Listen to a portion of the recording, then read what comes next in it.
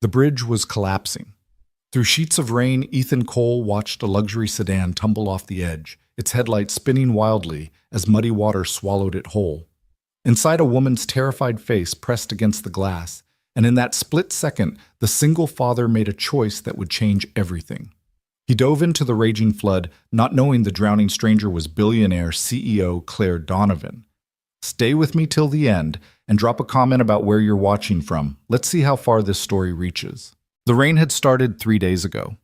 At first, it was nothing more than a steady drizzle, the kind that made people in Millbrook reach for their umbrellas with mild annoyance.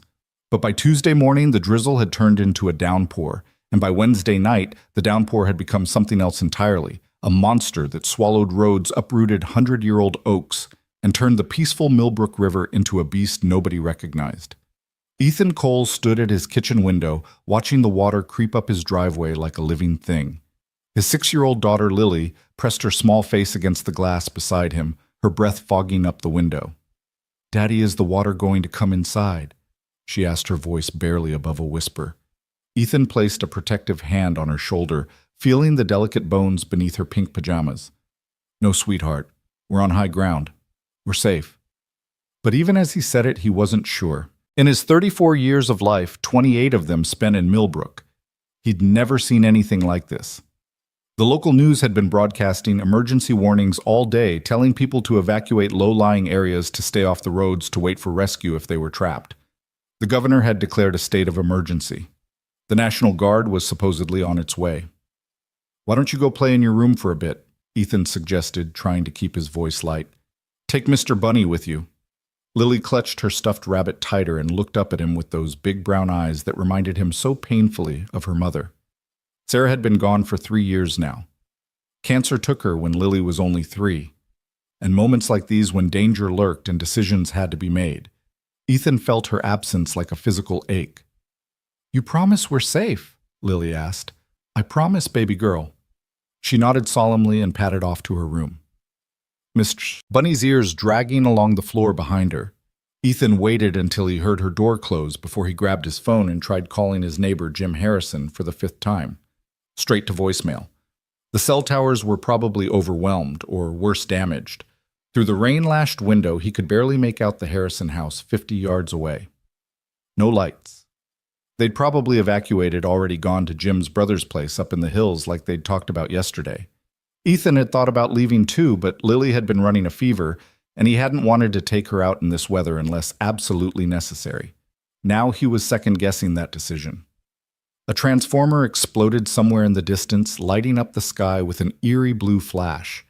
The lights in the house flickered once, twice, then died. The sudden darkness was absolute, broken only by the gray light filtering through the windows. "Daddy!" Lily's frightened voice called from her room. "It's okay, honey. Just the power. I'm getting the flashlights." Ethan fumbled his way to the hall closet where he kept the emergency supplies. His hands found the heavy-duty flashlight, clicked it on. The beam cut through the darkness, providing immediate relief. He grabbed 2 more flashlights and the battery-powered radio, then made his way to Lily's room. She was sitting on her bed, Mr. Bunny clutched to her chest, tears streaming down her face. The sight broke his heart. Hey, it's okay," he said, sitting beside her and pulling her into his arms. "It's just like camping, remember? When we went to Lake Harrison last summer." "But Mommy was there," she whispered into his chest. The words hit him like a punch. "I know, baby. I know." They sat like that for a moment, father and daughter holding each other in the darkness, while the storm raged outside. Then the radio crackled to life. Emergency evacuation orders for all residents along Millbrook River and Highway 42. The Riverside Bridge has been compromised. Repeat, the Riverside Bridge has been compromised. Emergency shelters have been set up at Millbrook High School and First Baptist Church. All residents in flood zones must evacuate immediately. The Riverside Bridge. That was only 2 miles from their house. If it was compromised, whatever that meant, the water would be redirecting, finding new paths, new victims. Ethan made a decision. "Lily, we're going on an adventure, okay? We're going to go to the high school where they have lights and food and lots of other people. In the rain. In the rain. But first, let's get you dressed in your warmest clothes." 20 minutes later, they were in Ethan's truck, slowly navigating through streets that looked nothing like the neighborhood he'd known his whole life. The water was everywhere, not flooding exactly, not yet, but flowing across the road in sheets, turning familiar intersections into foreign territory. The windshield wipers worked furiously but futilely against the downpour. Lily sat in her booster seat in the back, Mr. Bunny on her lap, singing softly to herself, a habit she'd developed to self-soothe. It was a song Sarah used to sing, something about sunshine and flowers. Ethan gripped the steering wheel tighter, focusing on the barely visible road ahead. They were making decent progress until they reached the intersection of Main and Riverside. What Ethan saw there made him slam on the brakes. The road ahead was gone, replaced by a raging river of muddy water. But that wasn't what made his blood run cold. It was the school bus, one of those short buses used for special needs kids, sitting half submerged in the water, tilted at a dangerous angle. He could see faces in the windows, children's faces. "Stay in the truck," Ethan commanded, already reaching for the door handle. "Daddy, no." "Lily, I need you to be brave, okay? Just like Mommy would want. Stay here, doors locked. I'll be right back." Before she could protest further, he was out in the storm. The rain hit him like 1,000 tiny fists, instantly soaking through his jacket. The wind tried to knock him over as he waded into the water, which was shockingly cold and stronger than he'd anticipated. It was up to his knees, then his thighs, the current trying to sweep his feet out from under him. The bus was maybe 30 feet away, but it felt like a mile. He could hear crying now, children's voices mixing with the storm. An adult face appeared in the emergency exit window, the driver a woman he recognized vaguely from school events. "Help us," she screamed. "The door won't open, the water." "How many?" Ethan shouted back, fighting to keep his balance. "6 kids and me, please." 7 people. How the hell was he going to get 7 people out of a bus in this current? But he didn't have time to plan. The bus shifted, tilting further, and the screams intensified. Ethan half swam, half waded to the emergency exit. The water was up to his chest now. "You have to kick it," he yelled. "Both feet right in the center."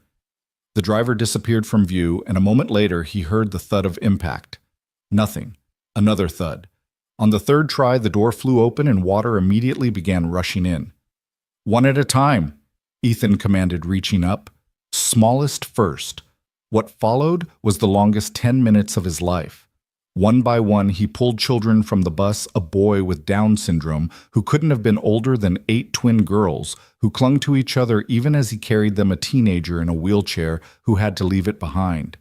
Each trip to safety and back was a battle against the current, his muscles screaming, his body temperature dropping dangerously. The driver came last, a woman named Mrs. Patterson, he remembered now. She was crying, thanking him over and over as he half-carried her to higher ground, where the children huddled together. "There's an emergency shelter at the high school," he told her, shouting to be heard over the storm. "Can you make it?"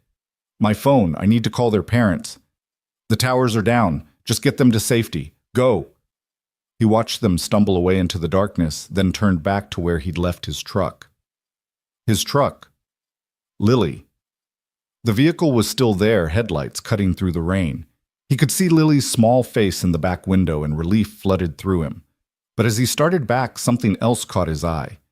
Further down what used to be Riverside Drive, where the road curved toward the bridge, a pair of headlights was moving erratically. No, not moving, being moved. A car was being swept along by the current, spinning slowly as the water carried it toward the collapsed section of bridge he could just make out in the distance. Ethan looked back at his truck, at his daughter's face. Every instinct screamed at him to get back to her, to drive away from this nightmare. But then the other car's headlights swung around and for just a moment illuminated the interior. There was someone inside, someone pounding on the windows. "Damn it!" Ethan cursed, already moving. This time he didn't fight the current. He used it, letting it carry him at an angle toward the spinning vehicle. It was a Mercedes, he noticed absurdly, probably worth more than he made in 3 years. The water was deeper here, much deeper. He couldn't touch bottom. The car hit something, a submerged tree maybe, and stopped spinning for a moment.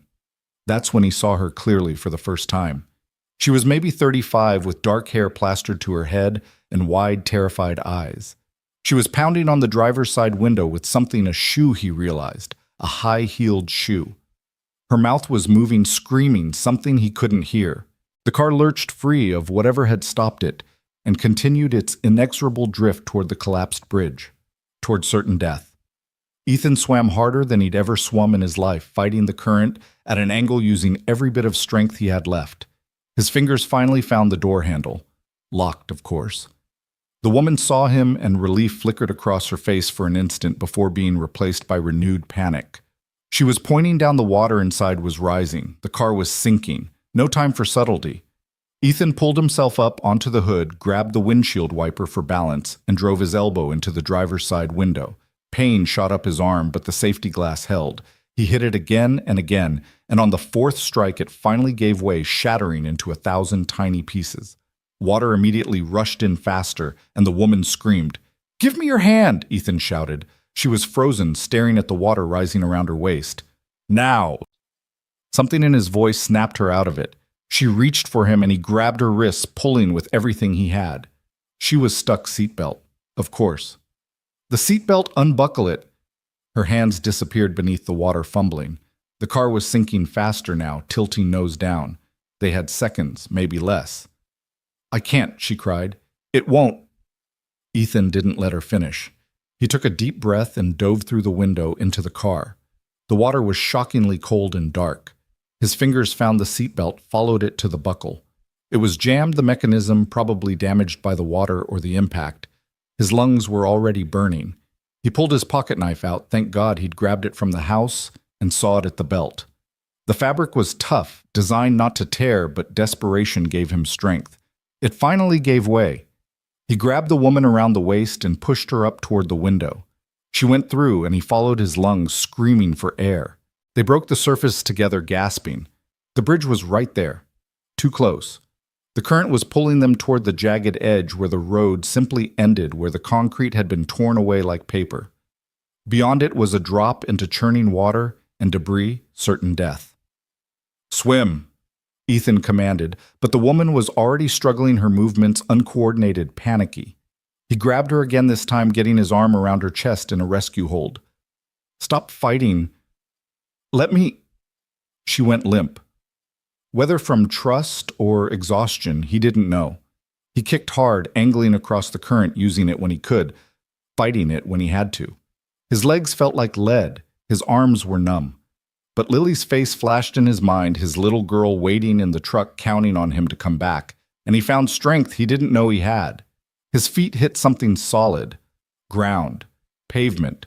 He dragged them both up onto what turned out to be the raised entrance to a strip mall, now an island in the flood. They collapsed together, coughing, gasping. "Are you hurt?" he managed to ask between breaths. The woman was shaking violently, whether from cold or shock, but she shook her head. In the dim light from a still-functioning emergency light, he could see she was wearing what had once been an expensive business suit, now torn and ruined. Her face, despite being streaked with mud and makeup, was striking high cheekbones, full lips, eyes that were an unusual shade of green. "Thank you," she whispered, her voice hoarse. "Oh, God, thank you." "We need to move," Ethan said, struggling to his feet. "This whole area could go under. Can you walk?" She nodded, trying to stand, but her legs gave out immediately. Without thinking, Ethan scooped her up in his arms. She was lighter than he expected, or maybe adrenaline was still giving him strength. "My truck's back that way. My daughter." "You have a daughter?" Her voice was strange, almost wondering. "Yeah, she's 6. She's waiting for me."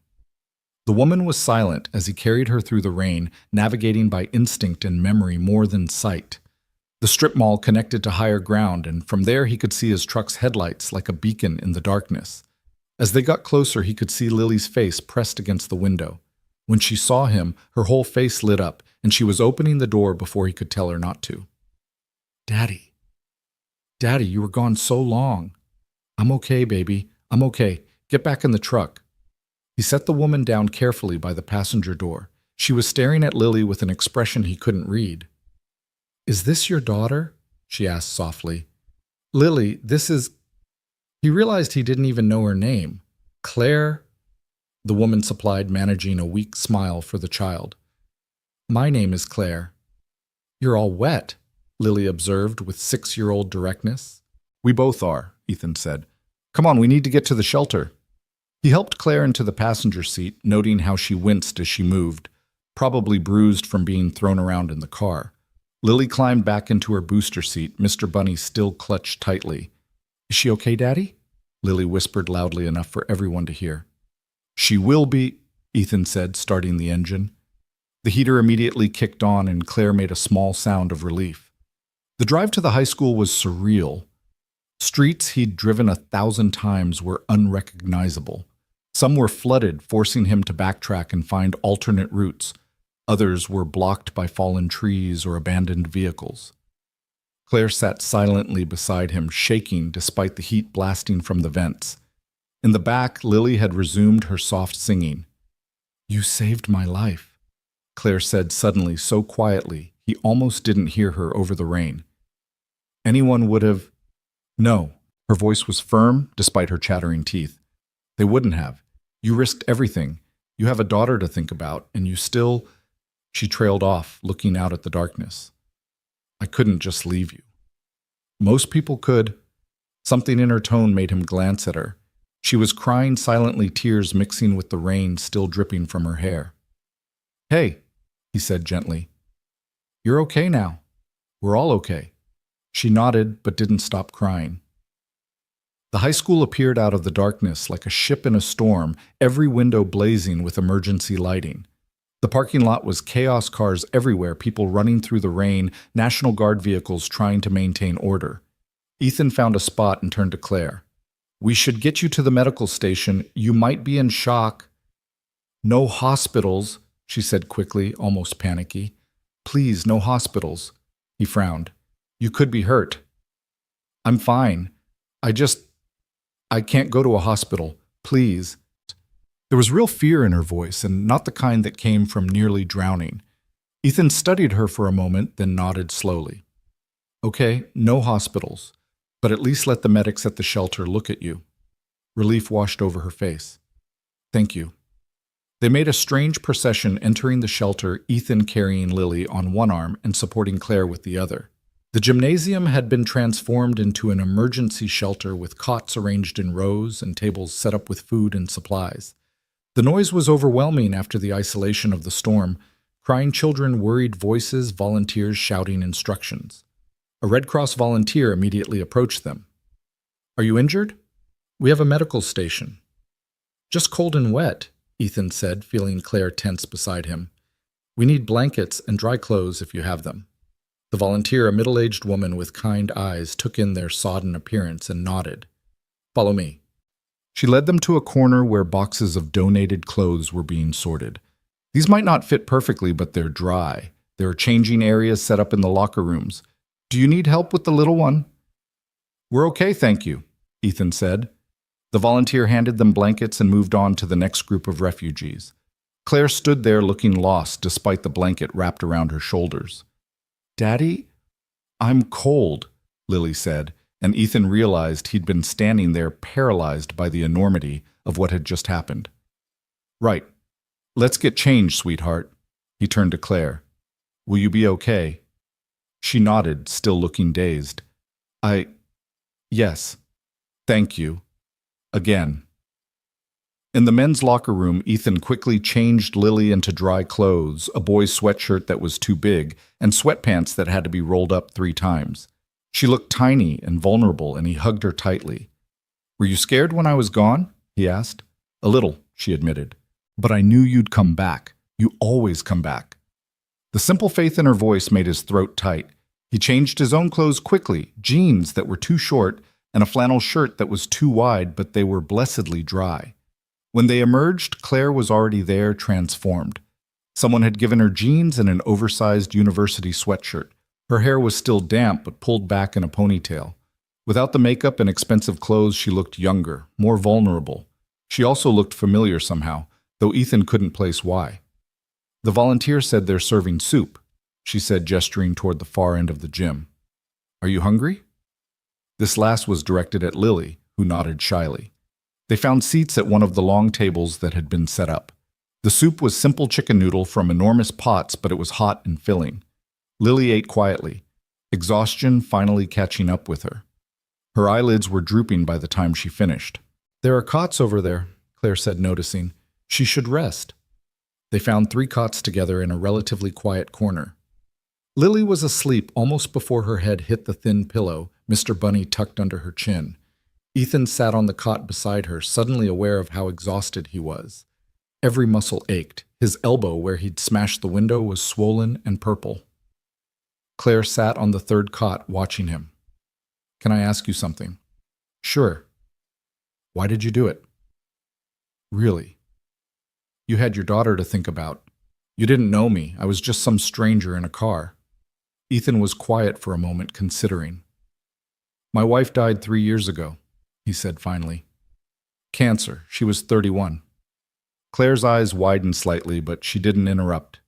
"The last thing she said to me, the very last thing, was teach her to be brave. She meant Lily, of course, but..." He paused, struggling to articulate something he'd never put into words. "How can I teach her to be brave if I'm not? How can I tell her to do the right thing if I don't? I saw you in that car and I thought, what if it was Sarah? What if it was Lily someday and everyone just drove past because it was too dangerous?" Claire was crying again silently. "Your wife sounds like she was special." "She was." Ethan smiled sadly. "She would have liked you." "How could you possibly know that?" "Because you didn't panic. Even when the car was sinking, even when you were terrified, you didn't completely panic. Sarah always said you could tell everything about a person by how they handled crisis." Claire laughed, but it was bitter. "I don't think she would have liked me if she knew." She stopped abruptly, looking away. "Knew what?" "Nothing. It doesn't matter." Before Ethan could respond, a commotion near the entrance caught their attention. Several people in suits had entered, looking ridiculously out of place among the refugees. They were scanning the crowd with purpose, and Ethan saw Claire shrink back. "Friends of yours?" he asked. "Something like that," she murmured, but she made no move to signal them. One of them, a severe-looking woman with steel-gray hair, spotted Claire and immediately started toward them, the others following. Claire sighed and stood up. "Ms. Donovan," the woman said, relief evident in her voice. "Thank God. We've been looking everywhere." "Donovan, why did that name sound familiar?" "I'm fine, Margaret," Claire said, her entire demeanor changing. Where before she'd been vulnerable, almost fragile now, she stood straighter, her voice carrying an authority that made people nearby turn to look. "The board is in emergency session," Margaret continued. "The Singapore deal, that's I..." "Can wait," Claire interrupted. "As you can see, we have more pressing concerns." "But ma'am..." "I said it can wait." The steel in her voice was unmistakable. Margaret stepped back, properly chastised. That's when Ethan finally made the connection. Donovan. Claire Donovan, the CEO of Donovan Industries, the massive tech company that had just built a new campus outside the city. He'd seen her picture in the papers, though she was notorious for avoiding the media. She was one of the youngest billionaires in the country, and he'd just pulled her out of a sinking Mercedes. Claire turned back to him, and something in his expression must have given away his recognition. She smiled sadly. "Now you know," she said softly. You're the woman you saved from drowning," she said firmly. "That's all that matters tonight." Margaret cleared her throat. "Ms. Donovan, we really should get you to a hospital. And then..." "I'm staying here tonight," Claire announced, surprising everyone, including Ethan. "But ma'am, we have the helicopter standing by. We can have you back in the city." "I said I'm staying." She looked at the suited entourage. "All of you make yourselves useful. This shelter needs supplies, food blankets, medical equipment. I want trucks here within the hour. The roads? Then use the helicopters. I don't care if you have to airlift in supplies one box at a time. These people need help." She paused, her gaze sweeping over the crowded gym. "And set up a relief fund. Anyone affected by the flooding gets assistance, no questions asked." "How much should we allocate?" Margaret asked, pulling out a tablet. "Start with 10 million. We'll increase it if needed." Ethan's jaw dropped. 10 million just like that. The suited people scattered, pulling out phones, barking orders. Within seconds, only Margaret remained. "Anything else, ma'am?" Claire glanced at Ethan, then at sleeping Lily. "Find out everything about the shelter's needs. Work with the Red Cross, the National Guard, whoever's in charge. I want a full report in an hour." Margaret nodded and hurried off. Claire sat back down on the cot, suddenly looking exhausted again. $10 million, Ethan said, still stunned. "It's just money," she said quietly. "It can't buy back a life. It can't—" She stopped looking at Lily. "It can't bring back what's lost. Still, it's incredibly generous." She was quiet for a moment. "Can I tell you something?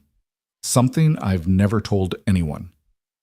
Ethan nodded, sensing this was important. "My parents died when I was 7. Flash flood in California, ironically enough. They were driving home from a party, took a shortcut through a canyon. The rain came out of nowhere. I'm sorry. I was with a babysitter. I remember waiting for them to come home, watching out the window, just like—" She gestured at Lily. "Just like she was watching for you tonight." Understanding dawned on Ethan. "That's why you didn't want to go to the hospital. The media attention." "Partly, but also because hospitals remind me of identifying their bodies." She laughed bitterly. $1 billion in the bank, and I'm still that 7-year-old girl waiting for parents who aren't coming home. Without thinking, Ethan reached over and took her hand. She startled at the contact, but didn't pull away. "You're not that little girl anymore," he said gently. "You survived. You built something amazing. Your parents would be proud." "Would they? I spend 18 hours a day in boardrooms. I have 3 homes I never see. I can't remember the last time I did something that actually mattered." She squeezed his hand. "Until tonight. Tonight you reminded me what actually matters. I just pulled you out of a car." "No." Her voice was intense. "You risked everything for a stranger. You showed me what courage actually looks like. Not the boardroom kind, not hostile takeovers or market manipulation. Real courage. The kind that jumps into floodwater to save someone else." Ethan didn't know what to say to that. They sat in silence for a while, still holding hands, watching Lily sleep. Around them, the shelter buzzed with activity as more refugees arrived and volunteers distributed supplies. "Can I ask you something now?" Ethan said eventually. "Turnabout's fair play. What were you doing out there in the flood zone? Someone like you must have had warnings, ways to evacuate early." Claire's face clouded. "I was being stubborn. There's a community center I fund near the river, low-income families after-school programs. I wanted to make sure everyone got out safely. I stayed too long, and then my driver—" She paused. "My driver had a family emergency. His son was missing in the floods. I told him to go, that I'd be fine." "You drove yourself, She smiled ruefully. "I haven't driven myself anywhere in 5 years. Turns out I'm not very good at it anymore, especially not in a flood." "You were trying to help people. Fat lot of good it did. I just became another person who needed rescuing." "Hey." He waited until she looked at him. "You cared enough to check on them. That matters." Before she could respond, Margaret reappeared with an entourage of aid workers. "Ms. Donovan, we've coordinated with the Red Cross. The first helicopter should arrive in 20 minutes with medical supplies. 3 more are en route with food and blankets." Claire immediately shifted back into CEO mode, discussing logistics and distribution. Ethan watched, fascinated by the transformation. She was clearly in her element, making quick decisions, delegating tasks. But every few seconds, her eyes would flick back to him and Lily, as if reassuring herself they were still there. An hour passed, then 2. The promised supplies arrived, helicopter rotors thundering over the storm. The shelter transformed from a place of desperation to one of relative comfort. Hot meals replaced cold sandwiches. Thick blankets replaced thin sheets. A full medical station was established with proper equipment. Through it all, Claire worked tirelessly. She served food, distributed blankets, sat with elderly refugees, and listened to their stories. She held crying children while their parents filled out insurance paperwork. She was everywhere, doing everything. "Your girlfriend's pretty amazing, so," one of the volunteers said to Ethan as they watched Claire helping an elderly man find his medication among the supplies. "She's not my we just met tonight." The volunteer raised an eyebrow. "Could have fooled me. The way she keeps looking at you and your daughter." Ethan followed Claire's gaze and found her watching them again. When their eyes met, she smiled a real smile, not the polished one he'd seen her give to the reporters who'd started showing up. The media presence was growing by the hour. Apparently, Claire Donovan personally overseeing disaster relief was big news. She handled them with practiced ease, giving brief statements about corporate responsibility and community support, but always redirecting focus to the rescue efforts and the needs of the refugees. Not once did she mention being rescued herself. When one reporter asked how she'd ended up at the shelter, she simply said she'd been caught in the flooding like everyone else. "Why don't you tell them?" Ethan asked her during a brief break. "It's a hell of a story." "Because it's not my story to tell," she said simply. "And because you deserve privacy. Your daughter deserves privacy. The last thing you need is cameras in your face reporters digging into your life." She was protecting them, he realized. This woman he'd known for less than 6 hours was using her considerable influence to shield him and Lily from the media circus that would inevitably follow if the story got out. Lily woke up around midnight disoriented and cranky. "Daddy, where are we?" "Still at the shelter, baby. Are you hungry?" She shook her head, then noticed Claire. "You're still here." "I am," Claire said, sitting on the edge of Lily's cot. "Is that okay?" Lily studied her with that intense scrutiny only children could manage. "You're pretty," she finally declared. Claire laughed, a genuine delighted sound. "Thank you, so are you." "My mommy was pretty too," Lily said matter-of-factly. "She's in heaven now." "I know," Claire said gently. "Your daddy told me. Bet she was wonderful." "She was. She used to sing to me." Lily's lower lip trembled slightly. "I miss her." "Of course you do." Claire glanced at Ethan, seeming to ask permission. He nodded. She carefully put her arm around Lily. "You know what, my mommy is in heaven too, and sometimes when I miss her really badly, I close my eyes and remember her voice." "Does it help?" "Sometimes. And sometimes I still cry, and that's okay too." Lily leaned into Claire's embrace, and something in Ethan's chest tightened. He hadn't seen his daughter warm to anyone this quickly since Sarah died. "Will you stay with us?" Lily asked sleepily. "For tonight," Claire promised. "Is that okay with you, Ethan?" The sound of his name on her lips, the question in her eyes, there was something happening here, something that had nothing to do with floods or rescues or billions of dollars. "Yeah," he said softly. "That's okay with me." They spent the rest of the night like that, Claire and Ethan on either side of Lily's cot, talking quietly while she slept between them. Claire told him about growing up in boarding schools, about building her company from nothing, about the loneliness that came with success. Ethan talked about Sarah, about raising Lily alone, about his work as a contractor, and the simple satisfaction of building something with his hands. "I envy that," Claire said, "the tangibility of it. You build a house, and it's there, solid, real. I move numbers on screens, buy and sell companies. Sometimes I wonder if any of it actually exists. The jobs you create exist, the families you support. That community center you were trying to reach, those kids' lives are better because of you." "Maybe." She didn't sound convinced. "But I've never saved anyone, never put myself at risk for another person, never been brave the way you were tonight." "Bravery isn't always about grand gestures," Ethan said. "Sometimes it's about showing up, staying when you could leave, using your resources to help strangers." He gestured around the now well-supplied shelter. "This is brave too." Claire was quiet for a long moment. "You're not what I expected," she finally said. "What did you expect?" "I don't know. After you saved me, I thought, I've had people try to impress me my whole adult life. Men who see dollar signs when they look at me. But you didn't even recognize me at first, did you?" "No," he admitted. "You were just someone who needed help. And now that you know, you're still someone who needs help."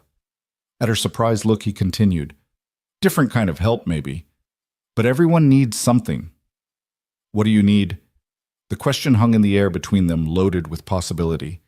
Ethan looked at his sleeping daughter, then back at Claire. "I need to know my daughter will grow up in a world where people still help each other, where strangers jump into floods for other strangers, where billionaire CEOs sit on uncomfortable cots all night just to keep a little girl company." Claire's eyes shimmered with unshed tears. "And what does she need?" Ethan followed her gaze to Lily, who had at some point grabbed Claire's hand in her sleep, holding it, the same way she held Mr. Bunny. "Maybe," he said carefully. She needs to see that it's okay to let new people in. That loving someone who's gone doesn't mean you can't care about someone who's here. The weight of his words settled between them. Claire squeezed Lily's hand gently. That sounds like good advice for everyone, she whispered. Dawn came slowly, gray light filtering through the high windows of the gym. The storm had finally passed, leaving an eerie quiet in its wake. Refugees began stirring, volunteers started preparing breakfast, and the real work of dealing with the aftermath would begin. Margaret appeared looking haggard but determined. Ms. Donovan, the helicopter is ready when you are. The board meeting has been rescheduled for noon. Claire looked at Ethan and Lily, clearly torn. Go, Ethan said, though something in him rebelled at the thought. You have responsibilities. I do. She stood slowly, reluctantly releasing Lily's hand. But Ethan, this isn't goodbye. No. She pulled out a business card, then laughed at herself. God, that's so formal. Instead, she grabbed a marker from a nearby table and wrote on his hand not a number, but an address. This is my actual home. Not the penthouse the magazines show, but the place I really live. It's just outside the city. Claire, don't overthink it, she interrupted. Just, when things settle down, when you and Lily are ready, come visit, please. Before he could respond, she leaned down and kissed Lily's forehead. Then, after a moment's hesitation, pressed her lips to Ethan's cheek. Thank you, she whispered against his skin, for reminding me who I want to be. Then she was gone, striding away with Margaret and her entourage immediately engulfed in the business of being Claire Donovan's CEO. But just before she reached the door, she turned back. Across the crowded gymnasium, through the chaos of 100 conversations and crying children and clattering breakfast trays, their eyes met.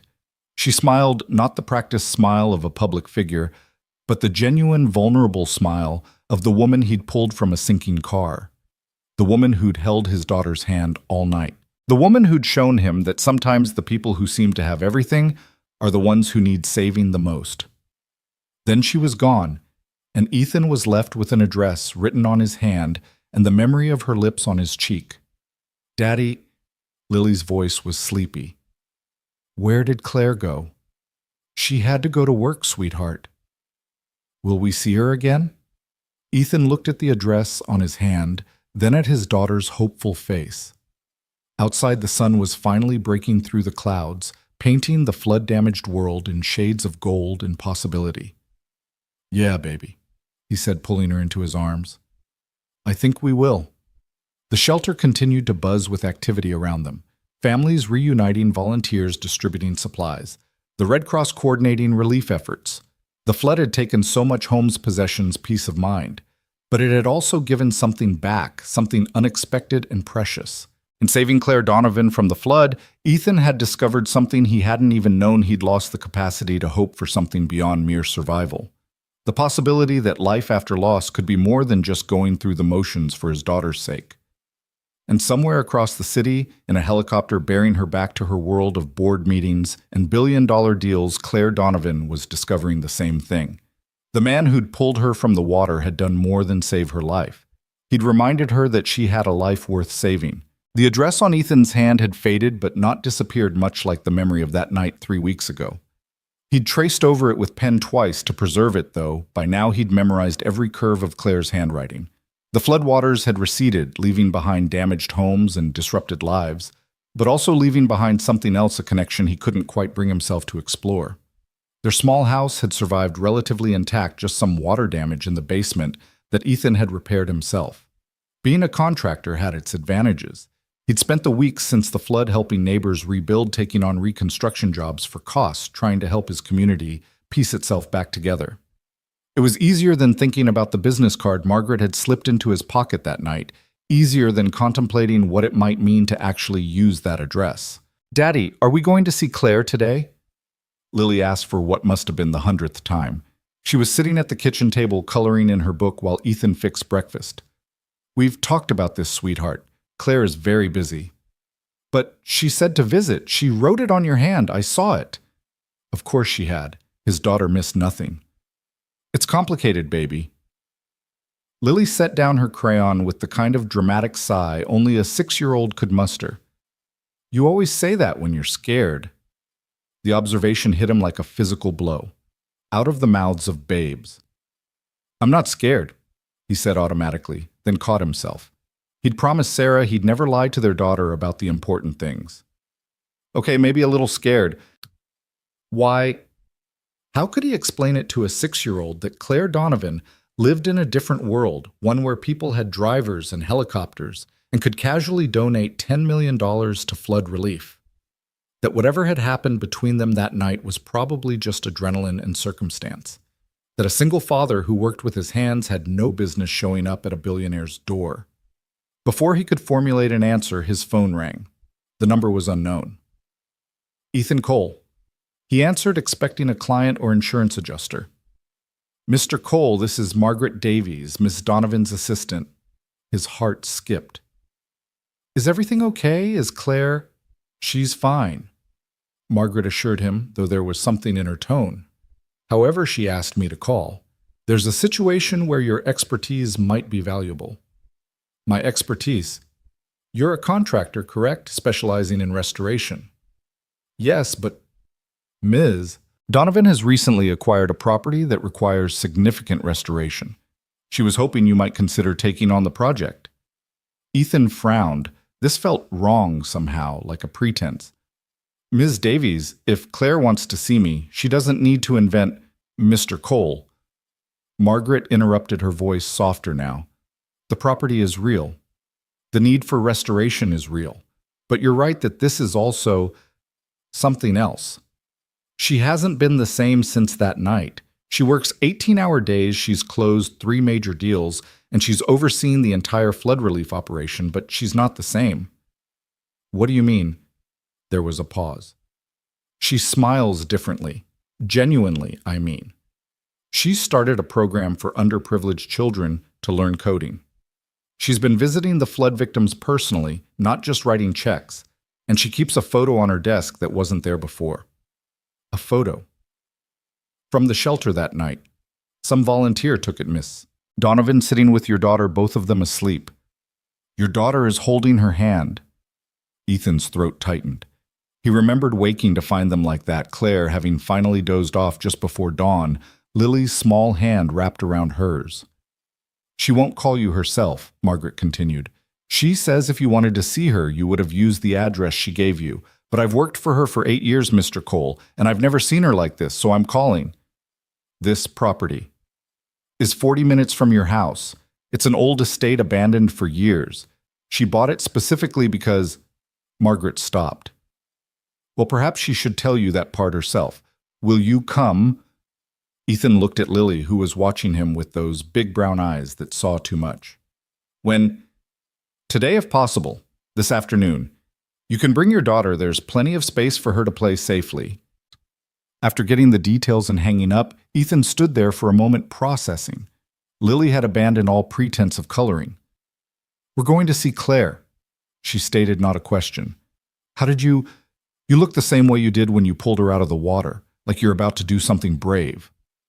3 hours later, Ethan turned his truck onto a winding private road, Lily bouncing with excitement in her booster seat.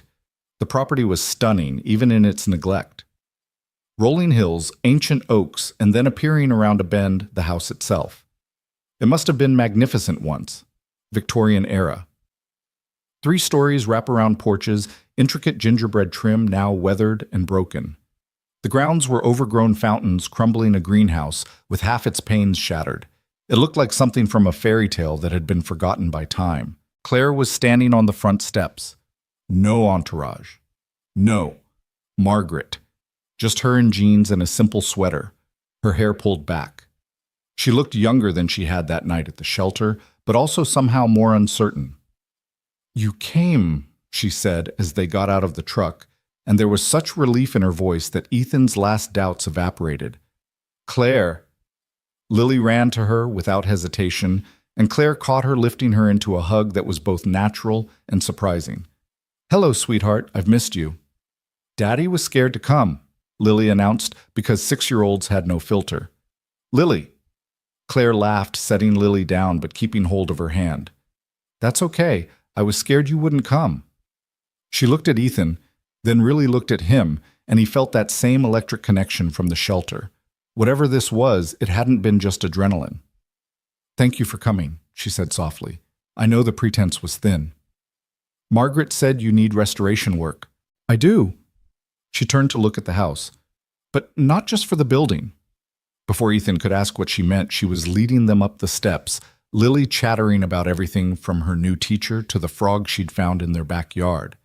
Claire listened with genuine interest, asking questions, remembering details from their night at the shelter.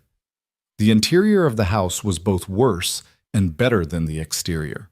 Water damage, certainly. Broken windows, crumbling plaster, a partially collapsed ceiling in what must have been the ballroom. But the bones were incredible hand-carved banisters, original hardwood floors, stained glass windows that painted rainbow patterns on the walls. It was built in 1892, Claire explained as they walked through. A railroad baron's summer estate. It's been empty for 20 years. Why did you buy it? Ethan asked, running his hand along a dusty mantelpiece already cataloging what would need to be done. Claire was quiet for a moment, watching Lily explore a window seat. The night after the flood, I went back to my penthouse. 32nd floor, floor-to-ceiling windows, perfect view of the city. And I stood there looking out at all those lights and felt like I was drowning again. All that space, all that luxury, and I was completely alone. She moved to a window looking out at the overgrown gardens. Then I remembered what you said about building things with your hands, about creating something solid and real, and I thought, what if I had a project? Something that mattered, something that could become what? She turned to him. A home. A real home. Not an investment or a status symbol, but a place where... She paused, vulnerable in a way that made his chest tight. A place where a little girl could have a birthday party, where friends could gather for dinner, where someone could build a life instead of just a career. Claire, I know what you're thinking. Poor little rich girl buying a mansion to fill the void. But it's not about the house, Ethan. It's about what I want to fill it with. And what's that? She looked at Lily, who had found a dusty chandelier crystal and was holding it up to the light rainbows dancing across her face. Life. Real life. The kind where people matter more than stock prices. Where bedtime stories are more important than board meetings. Where someone notices if you don't come home. The raw honesty in her voice undid him. This wasn't the CEO who commanded boardrooms and moved markets.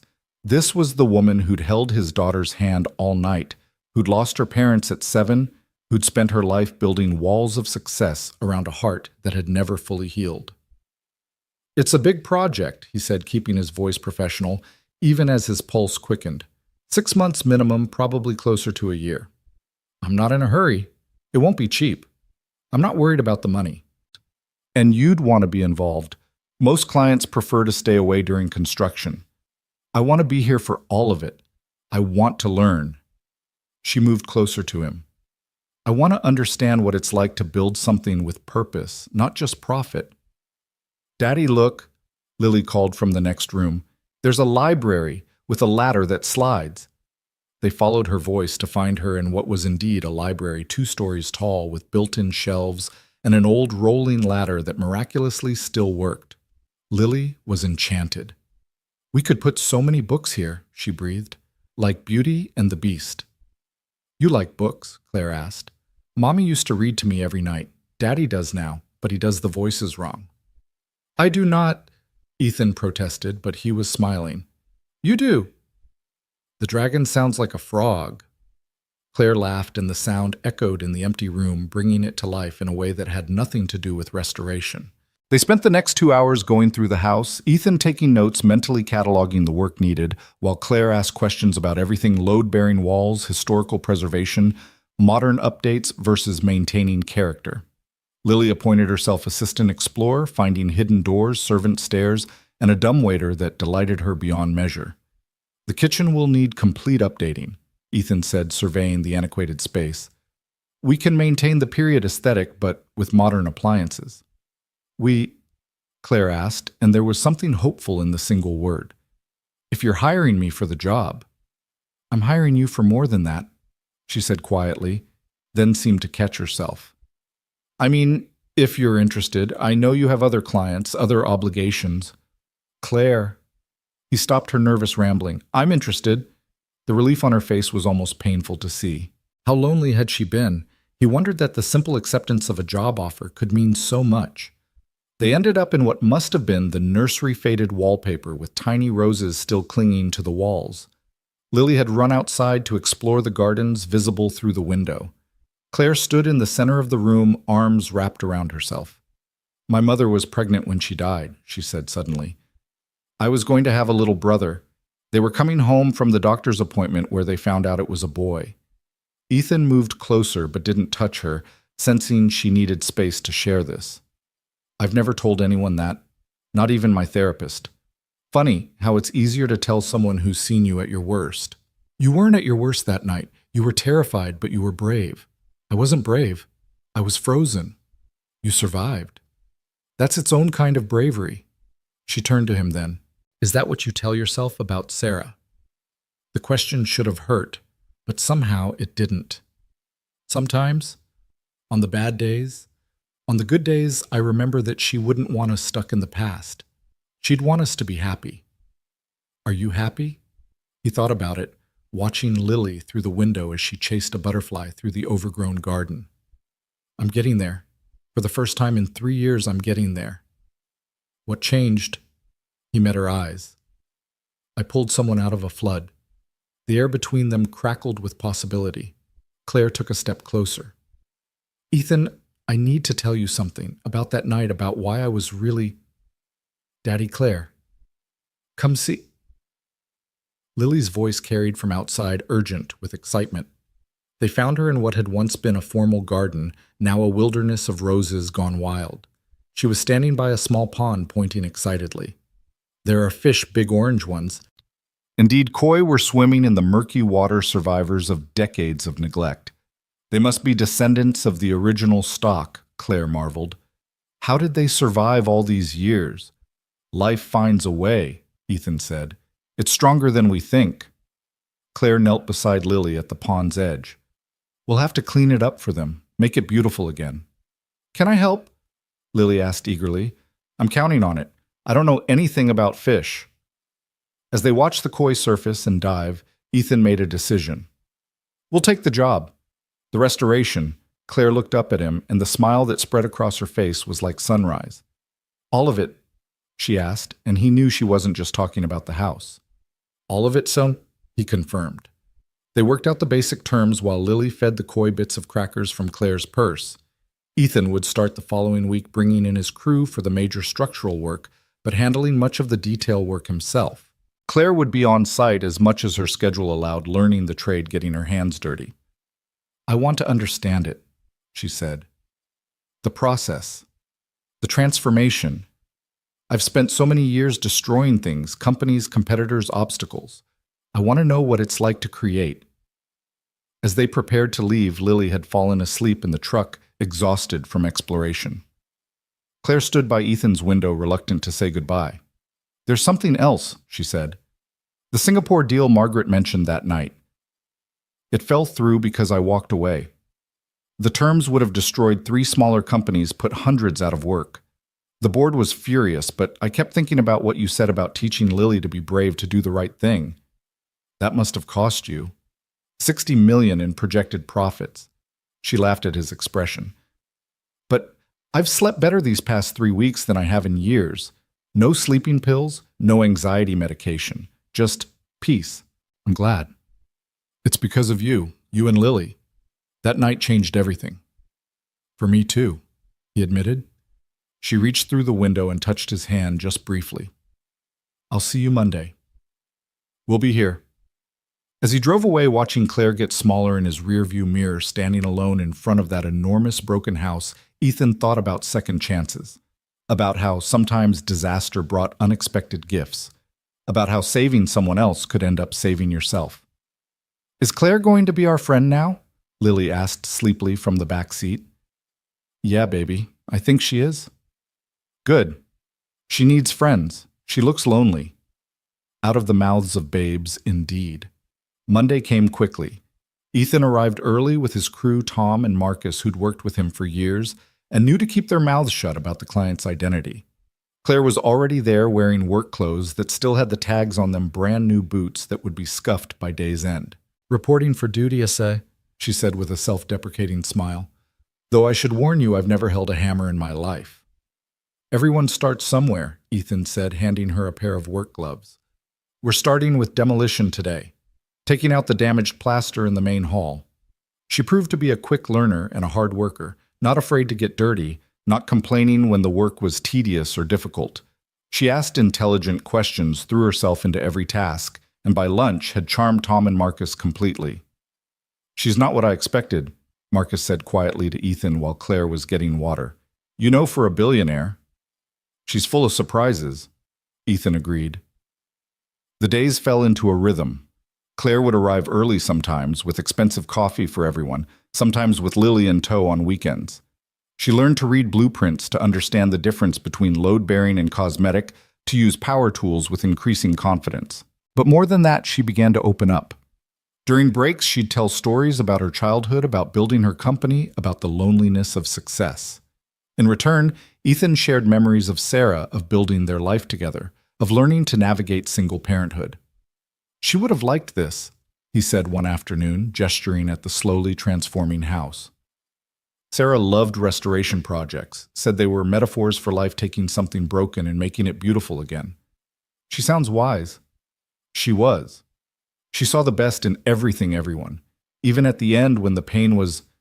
He paused, swallowing hard. She kept saying it had been worth it. Every moment. Claire was quiet for a moment, then said, "I used to think my parents' death was meaningless, random, cruel, but lately I wonder if maybe it led me to something, to this moment, to understanding what really matters." "And what's that?" She looked at him, covered in plaster dust, sweaty and tired and more beautiful than any magazine cover CEO had a right to be.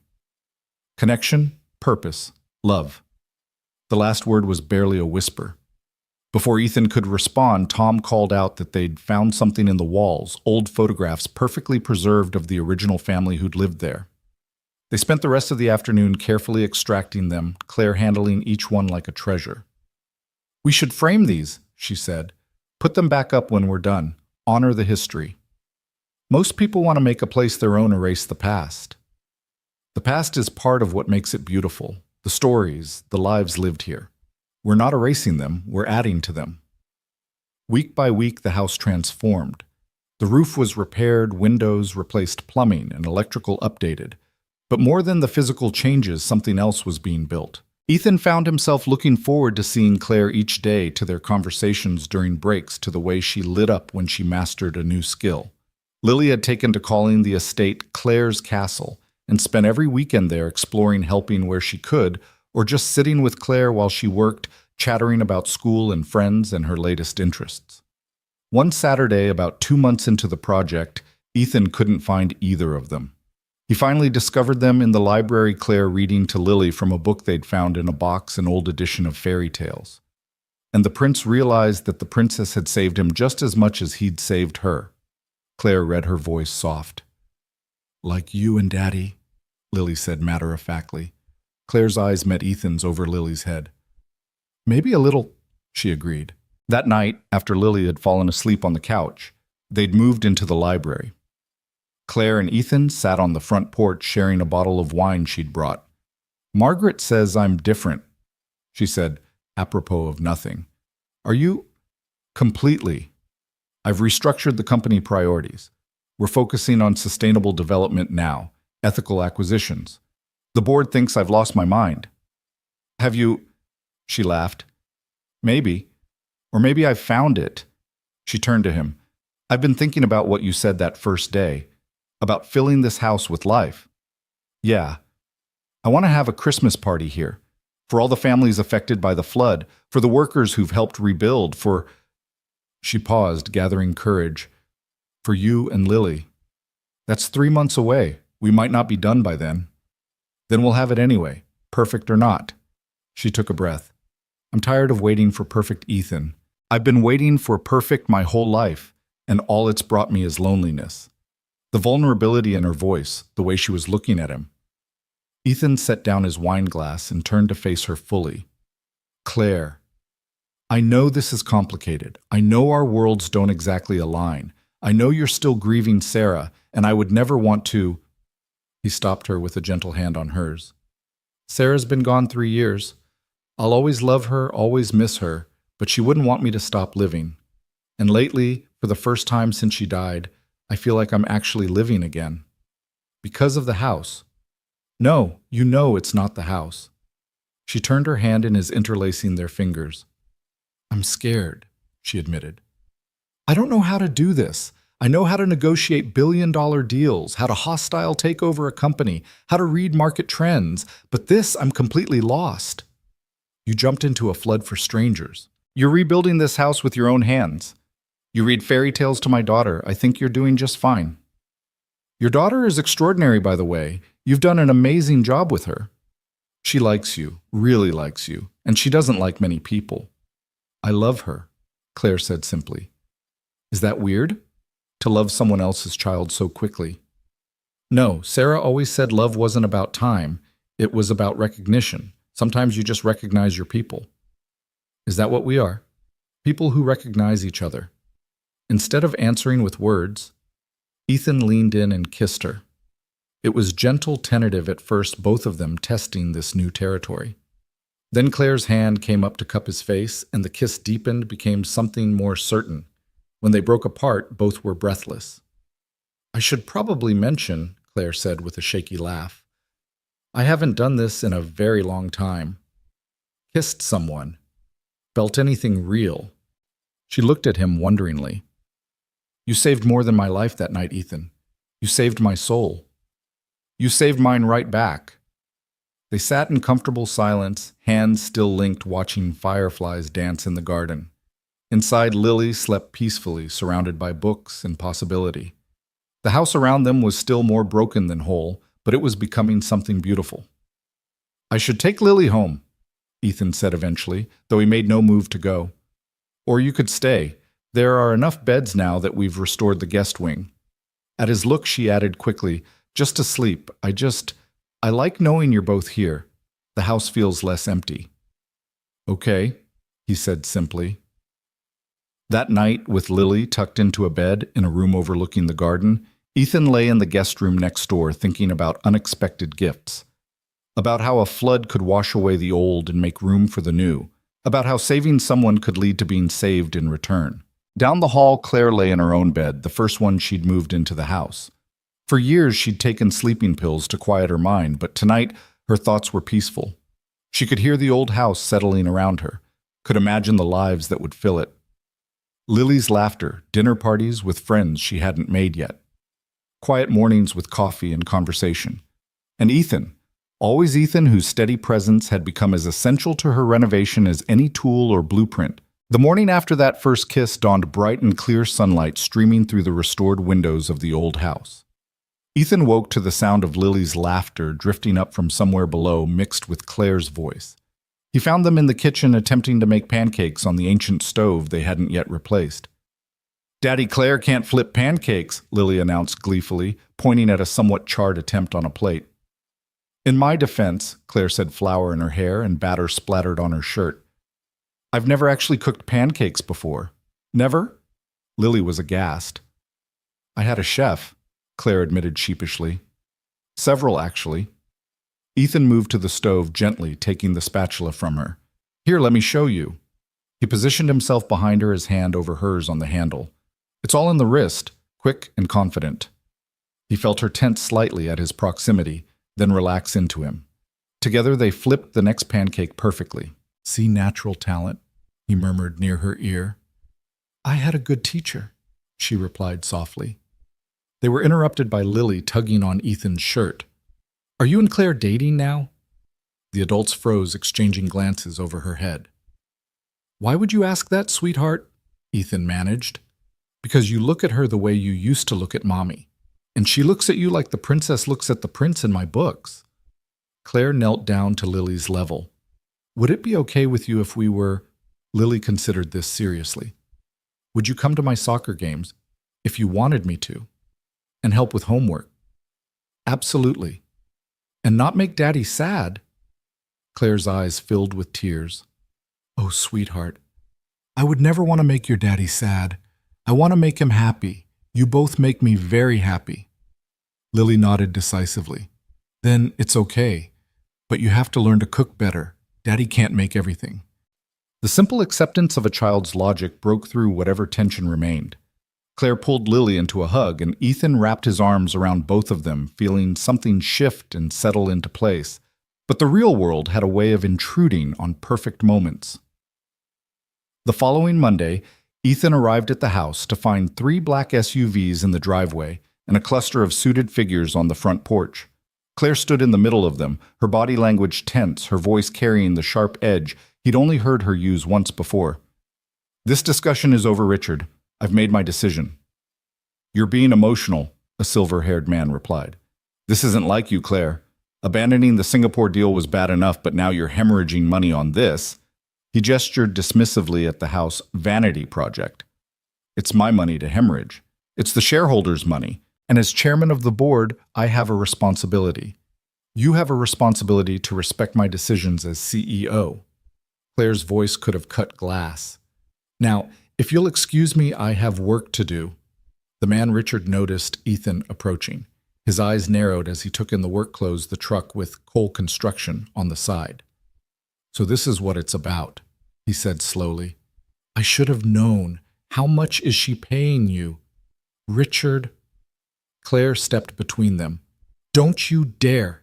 It's a fair question. How much does it cost to seduce a billionaire these days? Ethan felt his fists clench, but before he could respond, Lily's voice piped up from behind him. He hadn't even noticed her getting out of the truck. That's not very nice, she said, marching up to Richard with all the righteous indignation a 6-year-old could muster. Claire's our friend. Daddy saved her from drowning. You should say sorry. Richard looked down at the small girl confronting him, momentarily speechless. This is Lily, Claire said, moving to stand beside them. Ethan's daughter. And if you ever speak to or about them that way again, you'll be looking for a new job. Are we clear? The threat in her voice was unmistakable. Richard straightened his tie, trying to salvage his dignity. The board meets Thursday. We'll be discussing your recent erratic decisions. I look forward to it, Claire said coolly. The suits retreated to their vehicles, leaving an uncomfortable silence in their wake. Claire seemed to deflate once they were gone. I'm sorry about that. Richard Blackstone. He's been with the company since I started it, helped me build it. He thinks that gives him the right to be an ass, Ethan suggested. Despite everything, Claire laughed. Something like that. Are you okay? I will be. This was coming anyway. The board's been restless since I started changing our direction. She looked at the house, then back at him. They think I'm losing my edge going soft. Are you? She considered this. Maybe, or maybe I'm finally finding it. The real edge, the one that matters. Lily tugged on Claire's hand. Why was that man so mean? Some people, Claire said carefully, think money is more important than everything else. They get upset when others disagree. That's silly. Daddy says the important things can't be bought. Your daddy is very wise. That afternoon, while Lily was at school, Ethan found Claire in the library, surrounded by papers, laptop, open clearly in full CEO mode despite the paint-stained jeans. Thursday's board meeting, she explained. I need to prepare my defense. Your defense, you're the CEO. That can change. If they get enough votes, she shrugged, trying to seem unconcerned, but Ethan could see the tension in her shoulders. Would that be so bad? She looked up at him, surprised. It's my company. I built it from nothing. I know, but is it making you happy? It's made me wealthy. That's not what I asked. She was quiet for a long moment. No, she finally admitted. It hasn't made me happy in years, maybe ever. It was just something to do, something to prove I could do. Then maybe it's time for something new. Like what? It's all I know. Ethan moved some papers aside and sat next to her. You know more than that now. You know how to restore things, how to make something broken beautiful again. You know how to make a 6-year-old laugh, how to make pancakes badly, but still. She leaned into him. The board's right about one thing.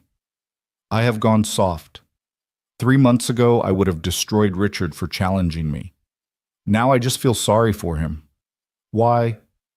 Because he'll never understand what I've found here. He has 3 ex-wives, no relationship with his kids, and a penthouse full of expensive art he never looks at. He has everything and nothing. Oh, like you did. Exactly like I did. She turned to face him. That night in the flood, when I was in that car, I wasn't thinking about the company or the money or any of it. I was thinking about how I was going to die alone, and no one would really miss me. They'd miss my signatures, my decisions, my money, but not me. That's not true. It was true then, but now. She gestured at the house around them, at the life they'd been building together. Now I have something worth losing, something worth fighting for. Then fight for it. Even if it means losing the company. The company isn't you, Claire. It's something you built, but it's not who you are. She kissed him then, soft and grateful. How did you get so wise? I had a good teacher, he said, echoing her words from that morning. Her name was Sarah. She taught me that life's too short to waste on things that don't matter. Thursday came too quickly. Claire left early that morning, dressed in a power suit that seemed like armor, her CEO mask firmly in place. But she stopped by the house first, finding Ethan already at work on the crown molding in the dining room. How do I look? She asked, and he could hear the nervousness beneath the bravado. Like someone who's going to win. And if I don't, then you'll still come home to us tonight. The word home hung between them, loaded with promise. Claire kissed him, not caring about her lipstick, then kissed Lily, who was coloring at the makeshift table they'd set up. Knock 'em dead, Claire, Lily called as she left. That's the plan, sweetheart. The hours dragged. Ethan tried to focus on work, but his mind kept drifting to Claire in that boardroom, fighting for her vision against people who only saw dollar signs. At 3 o'clock, his phone buzzed. It's over. Claire's voice was strange, unreadable. What happened? Can you come? Both of you. I'm at the house. He found her sitting on the porch steps, still in her suit, but barefoot, her heels discarded beside her. She looked up as they approached, and her face was streaked with tears, but she was smiling. They fired me, she said, and laughed at their expressions. Well, technically, I was voted out as CEO. Richard will take over. Claire, I'm so sorry. I'm not. She stood, pulling them both into a hug. I'm free. For the first time in my adult life, I'm completely free. But the company will be fine without me, maybe better.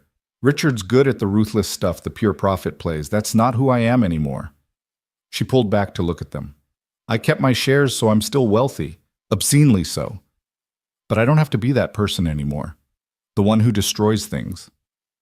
So what will you do? Lily asked. Well, first, I'm going to finish restoring this house. Then, she looked at Ethan. I was thinking about starting a foundation for kids who've lost parents. Scholarships, counseling, support. Real help, not just money.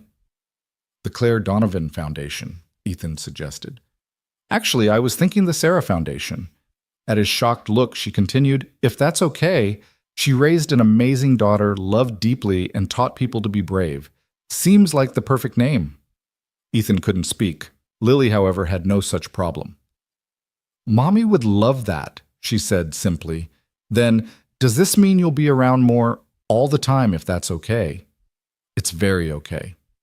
That night, they celebrated with takeout pizza on the floor of the great room, the chandelier they'd spent weeks restoring, casting rainbow patterns on the walls.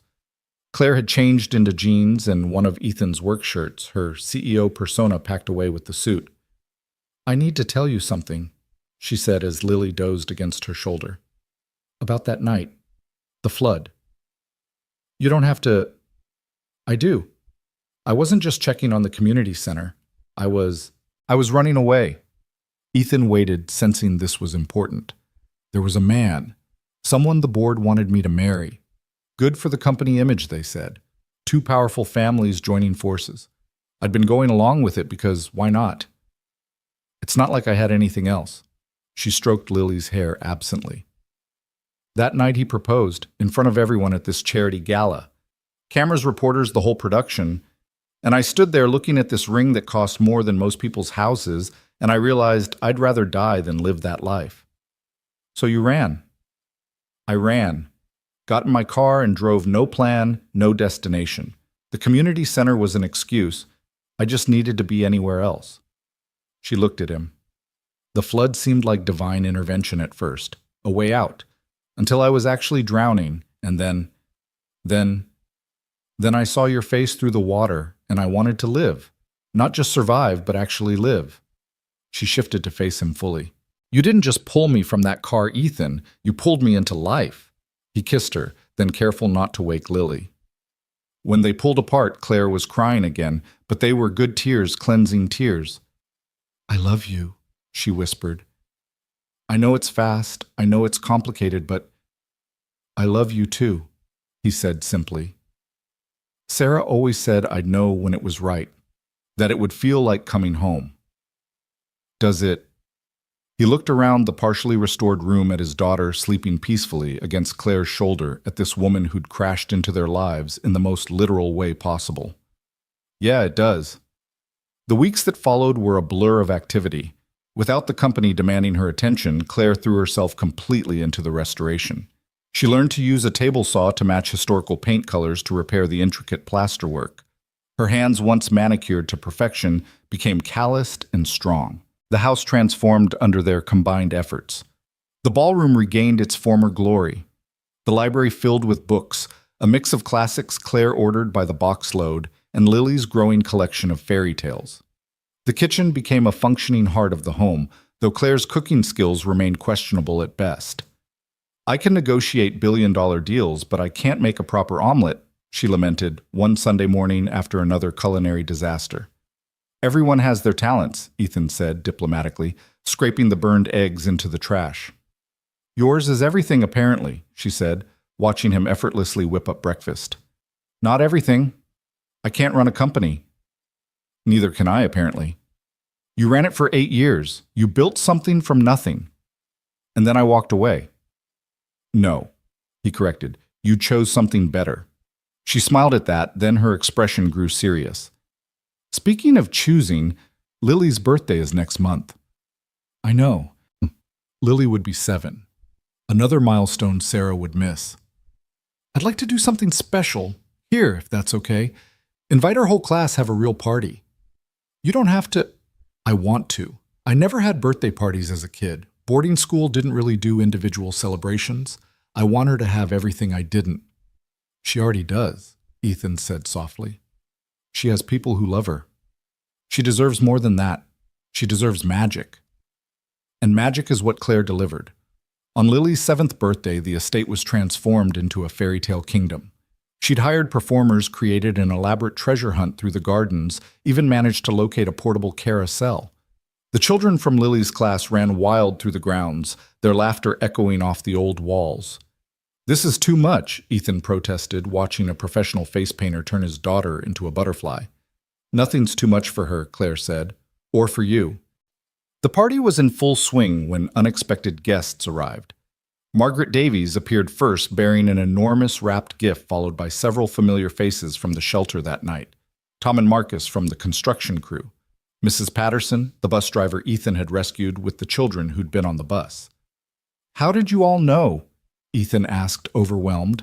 Claire invited us, Mrs. Patterson said. She tracked down everyone from that night. He found Claire in the kitchen pulling another cake from the oven. She'd insisted on making one herself despite her questionable baking skills. You invited everyone. She looked up, flour on her nose. They're part of our story. The beginning of it, anyway. Our story? Unless you have a different version. He crossed to her, not caring about the flour or the frosting or the chaos of children outside. No, our story.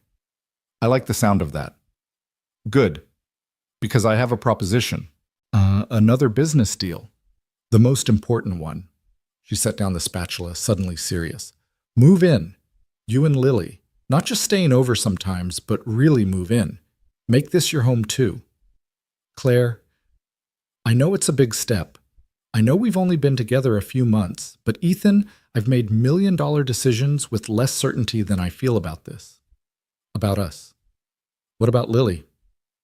This is a huge change for her. Ask her. They found Lily in the garden, crowned with flowers, holding court over her birthday kingdom. When Ethan explained what Claire was suggesting, Lily's face lit up. We'd live in the castle all the time. If you want to, Claire said nervously. Lily threw her arms around Claire's waist. Yes, yes, yes, yes. Can I pick my room? Any room you want. Even the tower room, especially the tower room. As Lily ran off to tell her friends about her new castle home, Ethan pulled Claire close. You sure about this? We come as a package deal, and kids are messy and loud and perfect, Claire finished. You're both perfect. This house needs noise and mess and life. I need it. The restoration isn't finished. It never will be, not really. There's always something to fix, to improve, to change. That's what makes it home. The party continued until sunset, children gradually picked up by parents, each leaving with elaborate gift bags Claire had assembled. As the last car pulled away, the three of them stood on the porch surveying the controlled chaos left behind. We should clean up, Ethan said half-heartedly. Tomorrow, Claire decided. Tonight we celebrate. The party's over. No, the real celebration. Just us. They ended up in the library, Lily curled between them on the restored Victorian sofa reading from her new books. The room was warm with lamplight filled with the comfortable silence of family. Claire, Lily said sleepily, are you going to marry Daddy? Both adults froze. Lily, Ethan started. Because if you are, I want to be the flower girl, and I want a purple dress. Claire looked at Ethan over Lily's head, a question in her eyes. Purple's a good color, he said carefully. The best color, Claire agreed. So you will, Lily pressed. Someday, Claire said, when the time is right. Like in fairy tales, better than fairy tales. Ethan said, thinking of Sarah, of floods and rescues, of broken things made beautiful. Real life is always better. That night after Lily was asleep in her tower room, Claire and Ethan stood in the ballroom moonlight streaming through the restored windows. Did you mean it? She asked. About purple being a good color. I meant all of it. He pulled her into a dance position, though there was no music. Sarah used to say that love wasn't about replacing what was lost, but about adding to what remained. She sounds wonderful. She was. She would have loved you, would have loved what you've done for Lily, for me. I haven't done anything. You saved me, remember? We saved each other. They danced in the silence in the house that had become a home in the life they'd built from floodwater and chance and choice. The board called today, Claire said against his shoulder. They want me to consult. Richard's already making a mess of things. Will you? No, that's not my life anymore. She pulled back to look at him. This is, you and Lily and this house and the foundation. This is what I choose. Even on the bad days when the roof leaks and Lily's cranky and I leave my muddy boots in the hall. Especially then, Perfect was lonely. This is better. A year later, almost to the day of the flood, they stood in that same ballroom, but now it was filled with flowers and guests. Lily, resplendent in her purple dress, scattered rose petals with great solemnity. Claire wore her mother's wedding dress, carefully restored like everything else in the house. Richard Blackstone had not been invited, but Margaret Davies stood as Claire's maid of honor, crying happy tears. The children from the bus were there, Mrs. Patterson, the volunteers from the shelter. Their community forged in disaster and strengthened by choice. You know, the officiant said, I'm supposed to ask if anyone objects, but given that the groom once pulled the bride from a sinking car, I think we can skip that part. Laughter rippled through the gathered crowd. Ethan held Claire's hands, feeling Sarah's presence not as a weight, but as a blessing. She would have wanted this life continuing, love, growing happiness, rebuilt from sorrow. I was drowning, Claire said in her vows long before that night, drowning in success that felt like failure, in connection that was really isolation. You didn't just save my life. You taught me what life could be. You gave me purpose, Ethan replied. When I thought my only job was to survive for Lily, you showed me we could do more than survive. We could thrive. And you gave me a daddy who smiles again. Lily piped up, making everyone laugh and cry simultaneously. They were pronounced husband and wife, as the sun set over their restored estate, painting everything golden. The photographer captured them on the porch, Ethan, Claire, and Lily, a family built from floodwaters and courage, from loss and discovery. "No more secrets," Claire said that night as they stood in their bedroom, the party winding down below. "I know everything about your past, you know everything about mine." "Actually," Ethan said, "there's one more thing." Claire tensed. "What?" "The night of the flood, when I saw you in that car. For just a second, just a heartbeat, I thought it was Sarah. The dark hair, the way you were fighting, and I thought I was being given a second chance to save her." "Oh, Ethan." "But then I pulled you out, and you were you. Not a second chance at the past, but a first chance at a future. And that's when I knew my life was about to change." Claire kissed him. Tasting tears, his or hers, it didn't matter. "Mine too, though I didn't know it then." "When did you know?" "When Lily took my hand at the shelter. When she chose to trust me, this stranger who'd disrupted your lives. That's when I knew I wanted to be worthy of that trust." "You always were." "No, but I'm learning to be." They could hear music from below, the party continuing.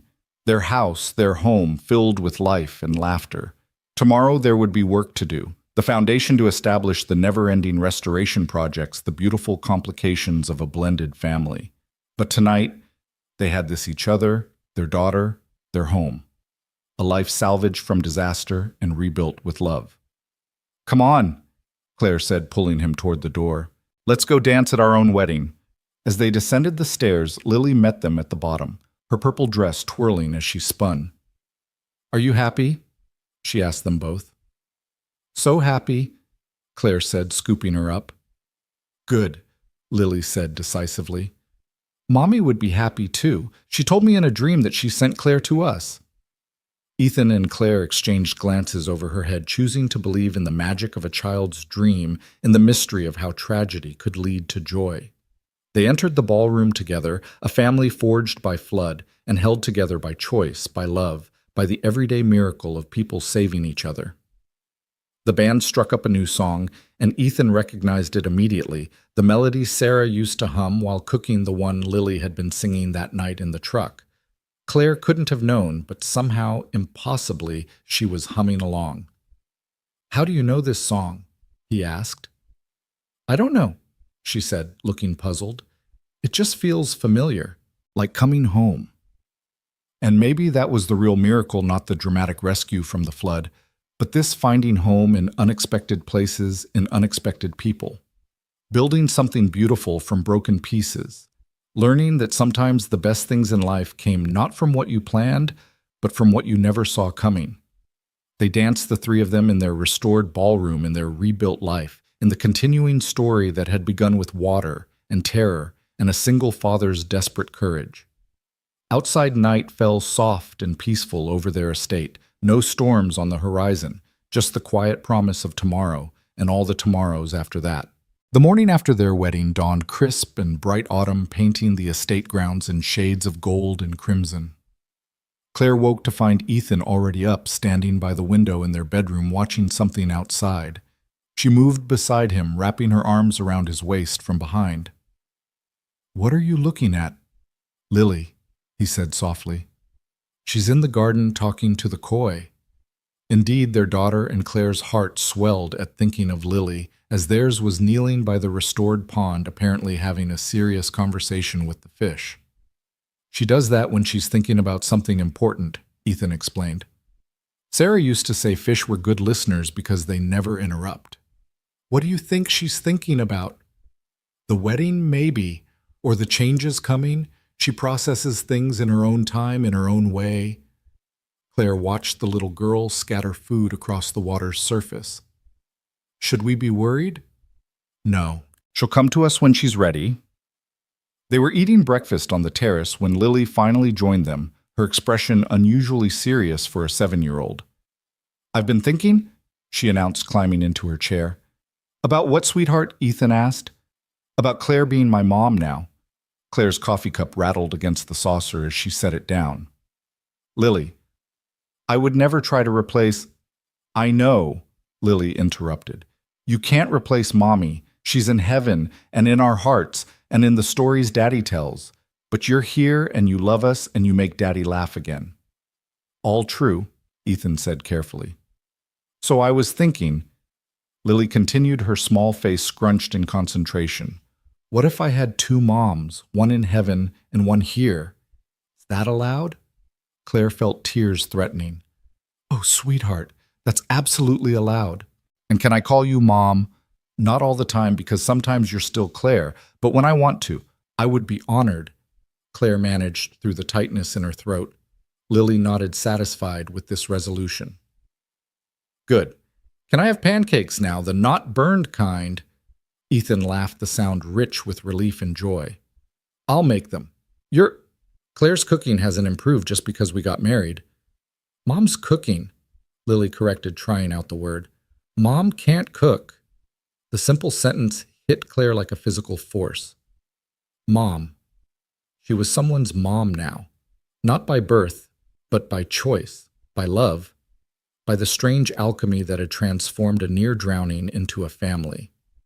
Later that morning, while Lily was at school, Claire found herself in what would become the Foundation's office, surrounded by paperwork and plans. She'd thrown herself into the project with the same intensity she'd once reserved for corporate takeovers. The Sarah Foundation would provide comprehensive support for children who'd lost parents, not just financial aid, but counseling, mentorship, educational support, even simple things like someone to attend school plays when there was no one else. "You're going to change lives," Ethan said from the doorway, seeing her surrounded by files. "That's the plan. I've already got pledges for $20 million in funding, and that's just from my former board members who feel guilty about how things ended. Guilt money? The best kind. It spends just like regular money, but comes with less strings attached." He moved into the room, examining the architectural plans spread on her desk. "Is this what I think it is, so?" "The community center by the river. The one I was trying to reach that night. I bought it." "Claire, it needs to be rebuilt anyway after the flood damage. I thought we could make it the Foundation's first project, a place for kids to go after school to get help with homework, to just be safe." She looked up at him. "I was hoping you'd oversee the construction. I mean, I know you have other clients, other obligations." "Claire?" He stopped her nervous rambling, a habit he was beginning to recognize. "Of course I'll do it. Really. It's what we do, right? Rebuild things. Make them better than before." She stood, moving into his arms. "Have I told you today that I love you?" "Twice, but I'm not keeping count." "Liar. You remember everything." It was true. He did remember everything now, not just the past with Sarah, but the present with Claire, each moment crystallizing into memory even as it happened. The way she bit her lip when concentrating. How she still couldn't flip a pancake but had mastered French toast. The sound of her laughter mixing with Lily's in the echoing rooms of their home. 3 months into their marriage, winter came early and harsh. They were cozied up in the library one evening, Lily doing homework, while Claire reviewed foundation applications and Ethan sketched renovation plans for the community center when the lights flickered. "Storm's getting worse," Ethan observed, looking toward the windows where snow swirled against the glass. Claire tensed. Ever since the flood storms made her anxious, though she tried to hide it. Ethan reached over and took her hand, squeezing gently. "We're safe here," he reminded her. "High ground, remember." Before she could respond, the doorbell rang, unusual, given the weather and the late hour. Ethan went to answer it, Claire and Lily following curiously. A young woman stood on their doorstep, barely out of her teens, shivering despite a thin coat. She held a baby who couldn't have been more than 6 months old, bundled in blankets but crying pitifully. "I'm sorry, the woman said through chattering teeth. "My car broke down at the end of your drive. I saw the lights. My phone's dead and the baby, she's sick, and I didn't know where else." "Come in," Claire said immediately, ushering them inside. "Ethan, get blankets. Lily, can you run hot water in the kitchen? We need to warm some formula." They sprang into action with the efficiency of a well-oiled machine. Claire settled the woman Jessica they learned by the fire, while Ethan built it up higher. The baby Emma was running a fever but seemed to calm once she was warm and fed. "I was trying to get to the hospital," Jessica explained, color returning to her cheeks. "But the roads are so bad, and then the car just died."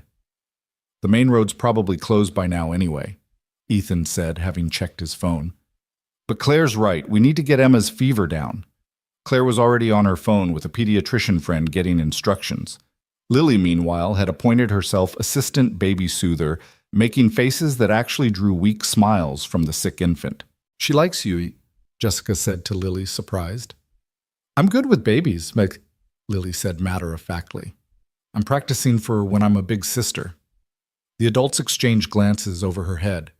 It was something they'd discussed but hadn't made any decisions about yet. They spent the night taking shifts with Emma, cooling her fever with damp cloths, keeping her hydrated. By dawn, the fever had broken and the baby was sleeping peacefully. The storm had passed too, leaving the world crystalline white, but the roads passable. You saved us, Jessica said as Ethan prepared to drive them to the hospital for a proper checkup. I don't know what would have happened if you hadn't been here. We're glad you found us, Claire said, smoothing Emma's hair. That's what this house is for, shelter from storms. After they left, Claire found Lily in her tower room looking out at the snow-covered grounds. You okay, sweetheart? I was thinking about that baby. She doesn't have a daddy, does she? Just like I didn't have a mommy for a while. How did you know that? Jessica wasn't wearing a wedding ring, and she looked scared in a way that meant she was alone. Lily's perception sometimes startled Claire. But we helped them. Like people helped us during the flood. That's right. That's what our family does. We help people. Yes, Claire said firmly. That's exactly what we do. The encounter with Jessica and Emma seemed to catalyze something. Within a week, Claire had added emergency family shelter to the foundation's services. Within a month, they'd established a program for single parents in crisis. Jessica became their first success story, helped with childcare so she could finish her degree, supported through the early struggles of single parenthood. You can't save everyone, Ethan warned gently one night when Claire was up past midnight reviewing cases. I know, but I can save some. We can save some. We already are. Spring arrived with the community center's renovation in full swing. Claire was there every day sometimes, with a hammer in her hand, sometimes with her laptop managing the foundation while sitting on scaffolding. The local news picked up the story, Billionaire ex-CEO trades boardroom for blueprints, but Claire refused all interviews. I'm not the story, she insisted. The work is the story. But Richard Blackstone apparently disagreed. He appeared one afternoon while Ethan was installing new windows and Claire was painting with a group of volunteers. This is what you left me for, he said, his voice dripping disdain, playing house and pretending to be Mother Teresa. Claire set down her paintbrush carefully. Richard, what do you want? The board wants you back. The company's hemorrhaging value under my leadership, as you probably know. I haven't been keeping track. Liar. You know everything that happens in the business world. She shrugged. Not my world anymore. It could be. Same position, better salary, full autonomy. Just come back. No. Claire, be reasonable. I am being reasonable. For the first time in my life, I'm being completely reasonable. She gestured around the half-finished center. This matters. Those kids matter. My family matters. Your stock prices don't. Your family. Richard's laugh was ugly. A contractor and his kid. You could have had anyone. I have everyone I need. Ethan had moved closer, ready to intervene, but Claire held up a hand. The company was killing me, Richard. Slowly, quietly, but killing me nonetheless. I'm alive now, really alive. And all the money in the world isn't worth giving that up. You'll regret this. The only thing I regret is not leaving sooner. She picked up her paintbrush. Now, unless you're here to volunteer, I need to get back to work. Richard left, but the encounter lingered. That night, Claire was quiet, distracted. He wasn't entirely wrong, she said finally, as they sat on the porch watching Lily catch fireflies. I could have had anyone, any life. Regrets? Ethan asked, though his voice stayed steady. God, no. She turned to him. That's what I was thinking about. How grateful I am that I ended up in that flood in that car, in that moment when you had to decide whether to save me. All those other possible lives, and I got this one. The right one. Even with the paint in your hair and the calluses on your hands. Especially with those, they're proof I'm actually living, not just existing. That summer, they took their first real vacation as a family a week at a beach house. Nothing fancy, just sun and sand and time. Lily learned to boogie board. Claire finally mastered making s'mores without setting the marshmallow on fire, and Ethan taught them both to fish. "This is perfect," Claire said one evening, watching the sunset paint the ocean gold. "No boardrooms, no board meetings, no billion-dollar deals. None of that was ever perfect. It was just noise." She leaned into him. "This is what I was looking for all along. I just didn't know it." "Mom." "Daddy," Lily called from the water's edge, holding up a perfect sand dollar. "Careful with it," Claire called back. "They're fragile." "Like everything precious," Ethan murmured. "But stronger than they look," Claire added, "if you handle them right." They returned home to find the community center nearly complete and the foundation running at full capacity. Claire had hired staff, but she remained hands-on, knowing every child's name, every family's story. One afternoon, while reviewing applications in the foundation office, Margaret Davies appeared the first time Claire had seen her since the wedding. "I wanted to see what you'd built," Margaret said, looking around the center with obvious appreciation. "Richard said you'd gone crazy, but this is remarkable." "It's just a beginning." "No, it's more than that. The company's stock has dropped 30% since you left. Morale is terrible. Richard's burned through 3 assistants already." "And you want me to care?" "No, I want you to know that what you built there, as impressive as it was, doesn't compare to what you're building here." Margaret paused. "I also wanted to tell you that I'm retiring. 40 years of corporate life is enough." "What will you do?" Margaret smiled. "I was hoping you might have a place for someone with experience in organization and management. The foundation, I mean. I'd like to help if you'll have me." Claire hugged her, surprising them both. "I'd love that. We'd love that." And so their circle expanded. Margaret brought her considerable skills to the foundation, helping it grow beyond even Claire's ambitious visions. Tom and Marcus from Ethan's crew started a vocational training program for older kids. Jessica, the young mother from the storm, began coordinating the single-parent support group. "We're building something special," Ethan said one night, looking over the center's monthly report. "Hundreds of families serve dozens of success stories." "We are," Claire agreed. Then more quietly, "I want to build something else, too." He looked up from the papers. "Another center. A baby." The words hung in the air between them. They danced around the subject since Lily's comment about being a big sister, but neither had brought it up directly. "You want to have a baby. I want to have your baby. Our baby.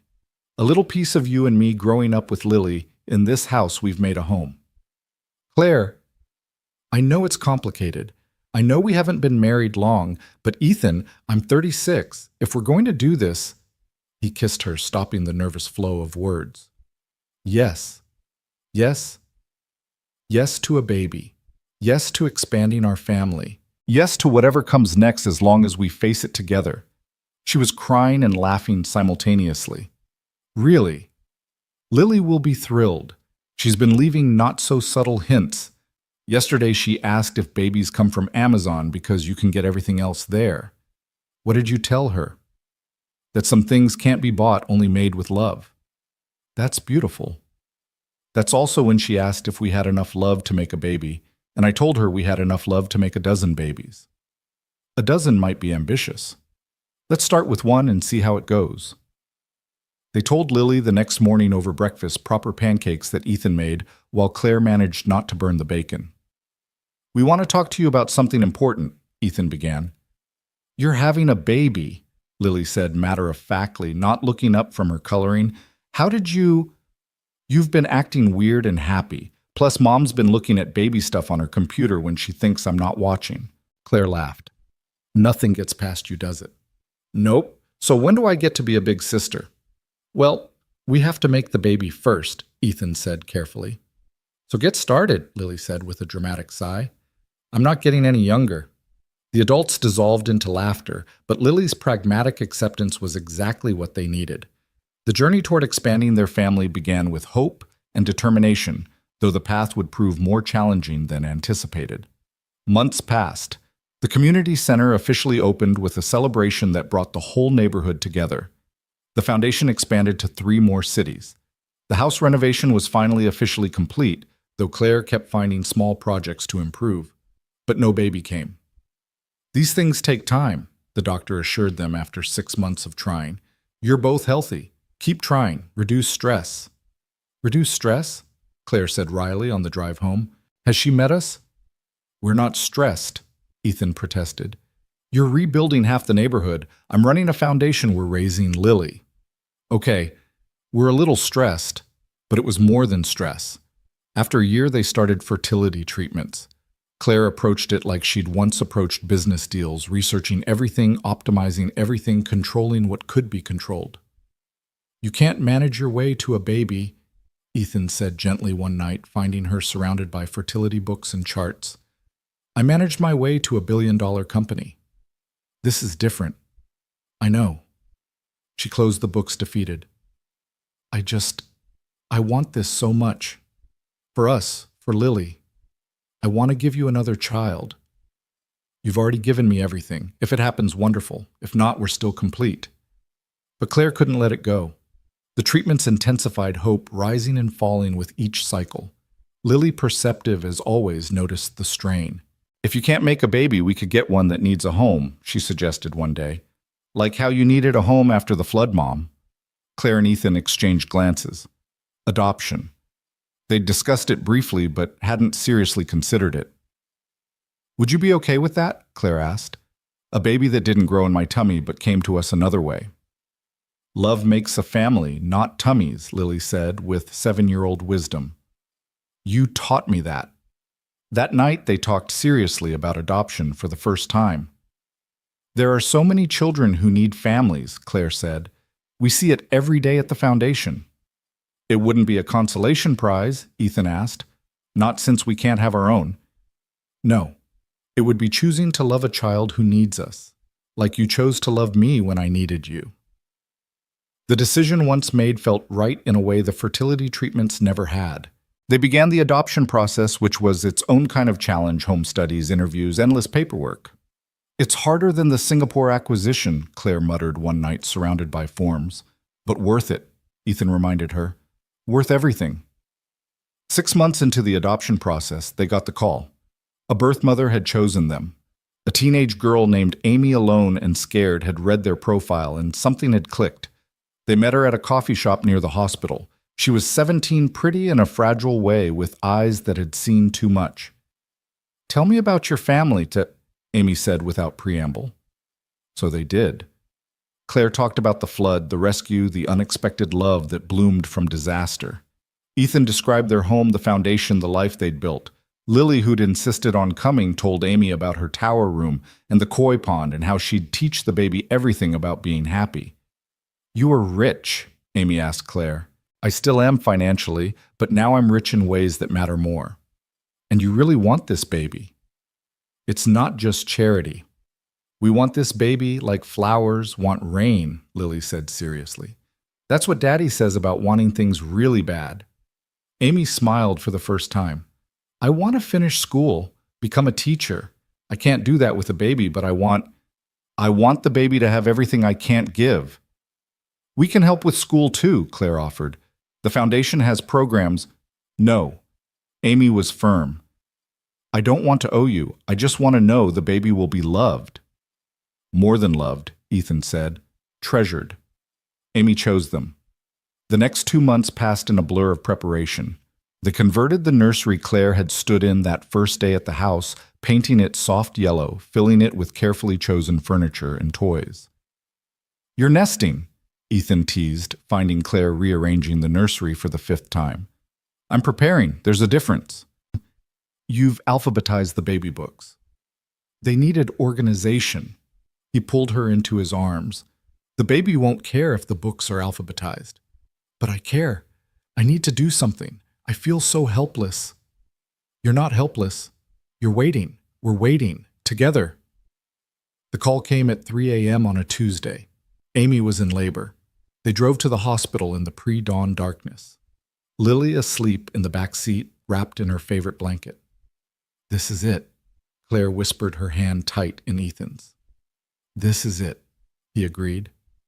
The baby, a boy, was born at 7:23 a.m., perfect and healthy, with a shock of dark hair and unfocused eyes that would later turn brown. Amy held him first, crying quietly, then handed him to Claire. His name is Nathan, Amy said, if that's okay, after my grandfather. Nathan? Claire repeated, tears streaming down her face. It's perfect. Nathan Cole, Ethan said, his voice thick with emotion. Lily, who'd been uncharacteristically quiet, stepped forward. Hi, Nathan. I'm your big sister. I'm going to teach you everything. Amy signed the papers 2 days later, tears but no regrets in her eyes. Take care of him, she said simply. With our lives, Claire promised. They brought Nathan home on a Thursday afternoon, the house feeling somehow more complete with his presence. That first night, as Claire rocked him in the nursery while Ethan and Lily looked on, she thought about the strange path that had brought them here. No flood, no us, she murmured to the baby. No rescue, no family. Sometimes the worst things lead to the best things. Mom, Lily said from the doorway. Can I hold him? Claire carefully transferred Nathan to his big sister's arms, Ethan supporting them both. Lily looked down at her brother with wonder. He's so small. You were smaller, Ethan told her. Really? Really? And look how perfectly you turned out. We're a real family now, Lily said. Complete. We were always real, Claire corrected gently. But yes, now we're complete. That night, after both children were asleep, Claire and Ethan stood in their bedroom looking out at the grounds where this journey had begun. Any regrets? He asked. Only one, she said. His eyebrows rose in concern. I wish I'd driven into that flood sooner. Think of all the time we could have had. He laughed, pulling her close. We have all the time in the world now. A lifetime. At least. Maybe 2 if we're lucky. I already feel lucky. Luckier than any person has a right to be. Not lucky, Ethan corrected. Choice. We chose this. Every day we choose this. And I'd choose it again. Every time. Nathan stirred in the nursery, his cry carrying through the baby monitor. They went together as they did everything now together. In the soft light of the nursery, with their son in Claire's arms and their daughter asleep down the hall, they were exactly where they belonged. The storm that had brought them together was long past, but its gifts remained: a love born from rescue, a family built from choice, a life constructed from broken pieces made beautiful. The house stood strong around them, restored and renewed shelter from all storms, testament to the power of transformation. Thank you, Claire whispered to Ethan as Nathan settled back to sleep. For what? For jumping into the flood, for pulling me out, for showing me what life could be. Thank you for being worth saving. Everyone's worth saving. But not everyone saves you back. They stood there in the nursery of their restored home, their chosen children sleeping peacefully, their unexpected love solid as the foundation beneath their feet. Outside, the world went on with its storms and floods, its disasters and miracles. But inside, in the shelter they'd built from catastrophe and courage, they had everything they needed. Nathan's first year passed in a blur of sleepless nights and small miracles. He took his first steps in the restored ballroom, chasing after Lily, who encouraged him with infinite patience. His first word was Dada, though Claire swore he'd been trying to say Mama for weeks before. The house that had once echoed with emptiness now rang with baby laughter and the constant motion of a growing family. It was during Nathan's first birthday party, a modest affair compared to Lily's elaborate celebrations, that Richard Blackstone made his final appearance in their lives. He arrived uninvited, looking haggard, older than his years. I'm not here to cause trouble, he said when Ethan met him at the door, ready to turn him away. I need to talk to Claire. Please. Claire found them on the porch, Richard looking distinctly out of place among the balloon decorations and children's laughter drifting from inside. The company's gone, Richard said without preamble. Chapter 11. The board's being investigated for fraud, nothing that traces back to your time, thank God. But it's over. Claire felt something she hadn't expected: sadness. Not for Richard, but for what the company had once represented. her youth, her ambition, her desperate need to prove herself. "I'm sorry," she said, meaning it. "Are you... You walked away at the perfect time, almost like you knew." "I didn't know. I just knew I couldn't be that person anymore." Richard looked through the window where Ethan was helping Nathan smash his first birthday cake while Lily documented everything with Claire's phone. "You really love them," he said, wonder in his voice. "With everything I have.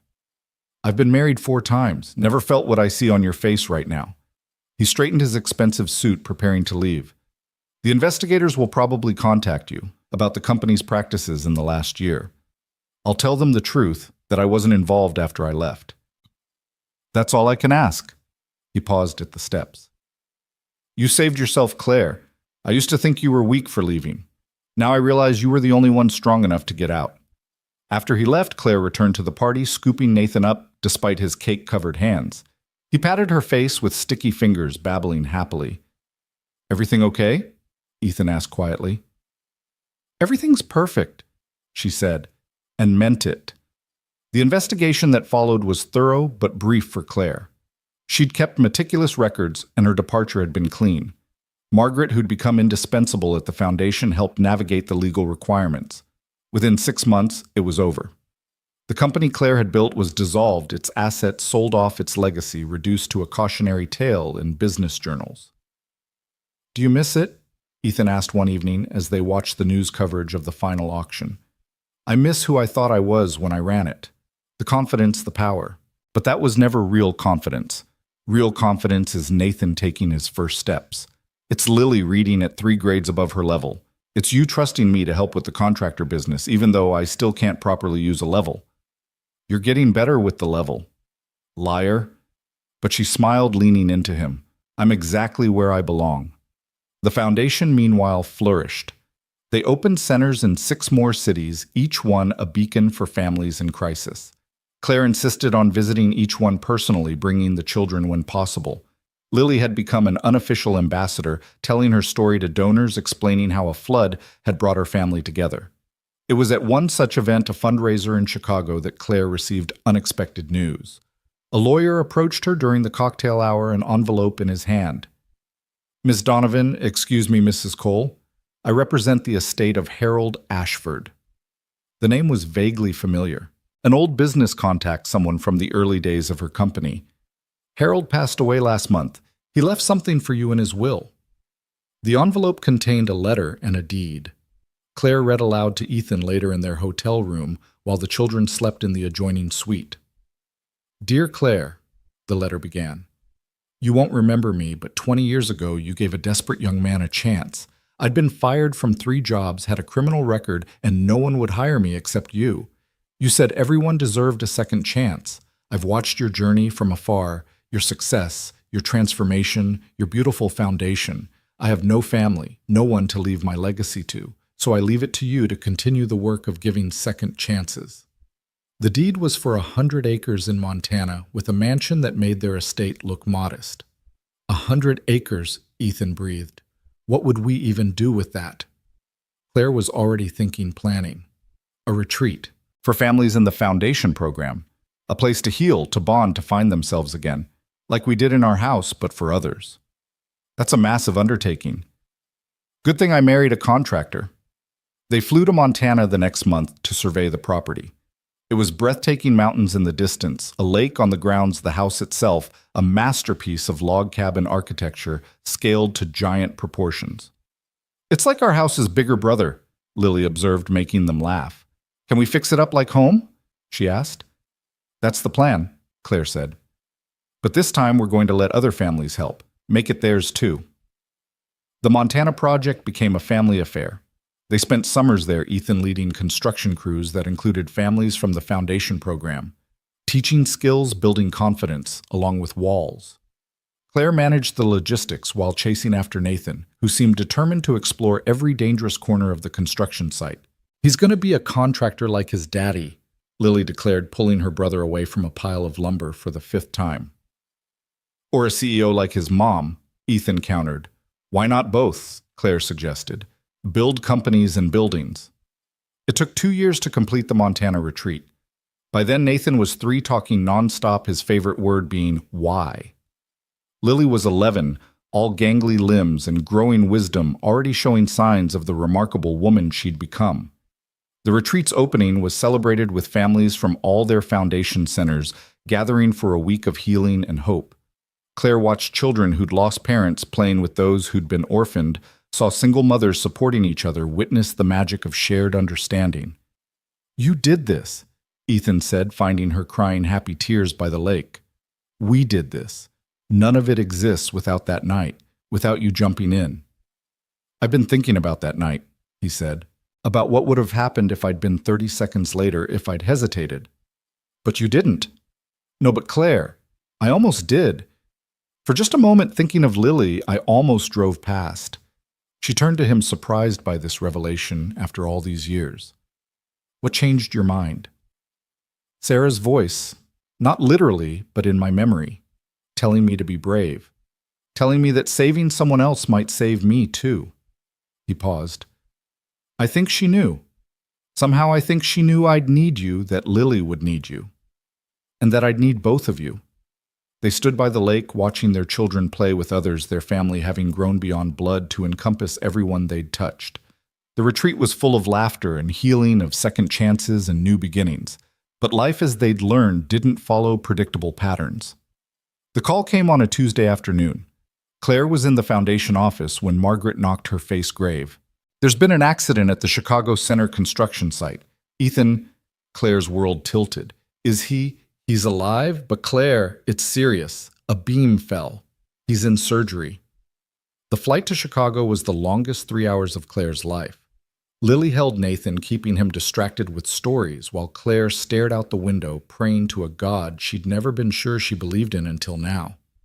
The doctor met them at the hospital, still in surgical scrubs. "He's stable. 3 broken ribs, a punctured lung, internal bleeding we've managed to stop. But the real concern is the spinal injury. We won't know the extent until he wakes up." "When will that be?" "Could be hours, could be days. The body needs time to heal." Claire sent Lily and Nathan to stay with Margaret at a nearby hotel, then settled into Ethan's room. He looked wrong, too, still too pale. Ethan was motion and life and strength. This stillness terrified her. "You saved me," she whispered, holding his hand. "Now it's my turn. Please, Ethan, please come back to us." She talked to him for hours. About Nathan's new obsession with dinosaurs. About Lily's first crush, a boy named Marcus who played violin. About the Foundation's expansion plans, the Montana retreat's success, the life they'd built that needed him to be complete. On the second day, Lily insisted on visiting. "Daddy?" she said, simply climbing carefully onto the bed beside him. "Nathan needs you to teach him to fish. I need you to scare Marcus away. He's nice, but I'm too young for boys. And Mom needs you because she forgets to eat when you're not there to make her." Still nothing. On the third day, Claire was alone with him, exhausted, when she felt his hand twitch in hers. "Ethan." His eyes fluttered open, unfocused at first, then finding her face. "Claire." His voice was rough, barely there. "Don't try to talk. You're okay. You're going to be okay." Can't feel my legs." The words she'd been dreading. The doctor had warned this was possible. "It might be temporary, swelling. We don't know yet." "Claire." "No. Whatever you're going to say, no. We're going to get through this. Together. You jumped into a flood for me. I'm not leaving you now." The next weeks were the hardest of their lives. The feeling didn't return to Ethan's legs. The doctors talked about partial paralysis, wheelchairs, adaptation. Ethan withdrew into himself, pushing everyone away. "I'm not the man you married," he said one afternoon after another failed physical therapy session. "You're exactly the man I married, the one who saves people, who builds things, who loves his family. I can't build anymore. I can't even walk." "Then we'll adapt. We'll change. We'll do what we always do, make something beautiful from something broken. This isn't a house, Claire. This is my life." "Our life," she corrected firmly. "Our life, Ethan. For better or worse, remember." It was Nathan who broke through Ethan's depression. Their 3-year-old didn't understand why Daddy wouldn't play, why he sat in the strange chair, why he looked sad all the time. So Nathan did what 3-year-olds do. He climbed into Ethan's lap in the wheelchair and refused to move. "Daddy broken?" he asked. "Yeah, buddy, Daddy's broken." "We fix it. It's not that simple." "Fix it," Nathan insisted, patting Ethan's face with determined little hands. "Mommy says we fix broken things, make them beautiful." Ethan looked at Claire over their son's head, tears in his eyes. "Out of the mouths of babes," she said softly. The recovery wasn't linear or easy. There were setbacks and small victories, days of hope and nights of despair. But slowly, incrementally, Ethan began to adapt. He learned to navigate the wheelchair to modify his work approach. He couldn't climb scaffolding anymore, but he could design, plan, teach. "I want to start a training program," he announced one morning 6 months after the accident, "for kids aging out of foster care. Teach them construction skills, give them a trade." Claire kissed him thoroughly. "There's my husband. Welcome back." The program launched at the Chicago Center, with Ethan supervising from his chair, his crew of former foster kids hanging on every word. He couldn't demonstrate physically, but his knowledge, his patience, his understanding that everyone deserved a second chance, those were intact. Then came the morning that changed everything again. Claire woke to find Ethan's side of the bed empty. Not unusual, he often had trouble sleeping. But something felt different. She found him in the home gym they'd installed for his therapy. Actually standing between the parallel bars. "Ethan, I felt something last night, pins and needles in my toes. The doctor said it might happen nerve regeneration, but I didn't want to hope." He took a step. Shaky supported, but a step. Claire flew to him, catching him as his legs gave out, both of them, ending up on the mat, laughing and crying. "You're walking. You're going to walk again." "Maybe. The doctor says partial recovery is possible. I might always need a cane, might never climb scaffolding again, but you're walking." The recovery accelerated after that. Within a year, Ethan was mobile with a cane, occasionally using the wheelchair for long days. He returned to work modified, but determined his experience making him an even better teacher. "You're different," Tom observed, watching Ethan work with the foster kids. "Calmer, wiser, maybe." "Almost dying changes you," Ethan said simply. "Almost losing everything shows you what everything really is." They were in the Montana Retreat's main lodge when Claire made her announcement. The whole family was there for the summer, along with 20 families from the foundation program. "I'm pregnant." Ethan dropped his coffee mug. Lily squealed. Nathan looked confused. "But how?" The doctors said after the fertility treatments. "Sometimes miracles happen when you stop trying to force them." She took his hand, placed it on her still flat stomach. 10 weeks. I wanted to be sure before I told you." "A baby," Lily breathed now, 14 and even more perceptive. "A biological baby." "Does that bother you?" Claire asked anxiously. "Are you kidding? Nathan needs someone to boss around the way I boss him around. It's the circle of life." "I'm not bossy," Nathan protested. "You will be, trust me." Ethan pulled Claire close, mindful of the audience, but not caring. "A baby. Our baby." "All our babies are our babies," Claire corrected, including Lily and Nathan in her gaze. "This one's just taking a different path to get here." The pregnancy was considered high risk given Claire's age, 42, and their history. But she approached it with the same determination she brought to everything, modifying her foundation work but never stopping. "You should rest," Ethan fretted constantly. "I rested for the first 35 years of my life. Now I live." The baby, a girl, was born on a snowy December morning. The same hospital where Nathan had been born, the same doctor who treated Ethan after his accident. Full circle, Claire thought, holding their daughter for the first time. "She looks like you," Ethan said, awed. "Poor thing." Claire laughed through her tears. "What's her name?" Lily asked. She and Nathan peering at their new sister. Claire and Ethan exchanged glances. They'd discussed this for months. "Sarah," they said together. "Sarah Hope Cole." Lily's eyes filled with tears. "After Mommy." "After your mommy," Claire confirmed. "So she's always part of our family, even in name." "She would have loved this," Lily whispered, touching the baby's tiny hand. "All of this. She did love it, Ethan said. She sent us Claire, remember? You told me that once that Mommy sent Claire to us. To save us all, Lily agreed. Baby Sarah grew surrounded by love in a house that had seen resurrection in a family built from disaster and choice. She took her first steps in the same ballroom where Nathan had said her first word, why? Because Nathan had taught her well, and grew up believing that families came in all forms, and love was the only requirement. By the time Sarah was 5, the foundation had expanded internationally. The Montana retreat hosted families year-round. Ethan's construction training program had placed hundreds of young people in good-paying jobs. The ripples of that night in the flood had spread far beyond what any of them could have imagined.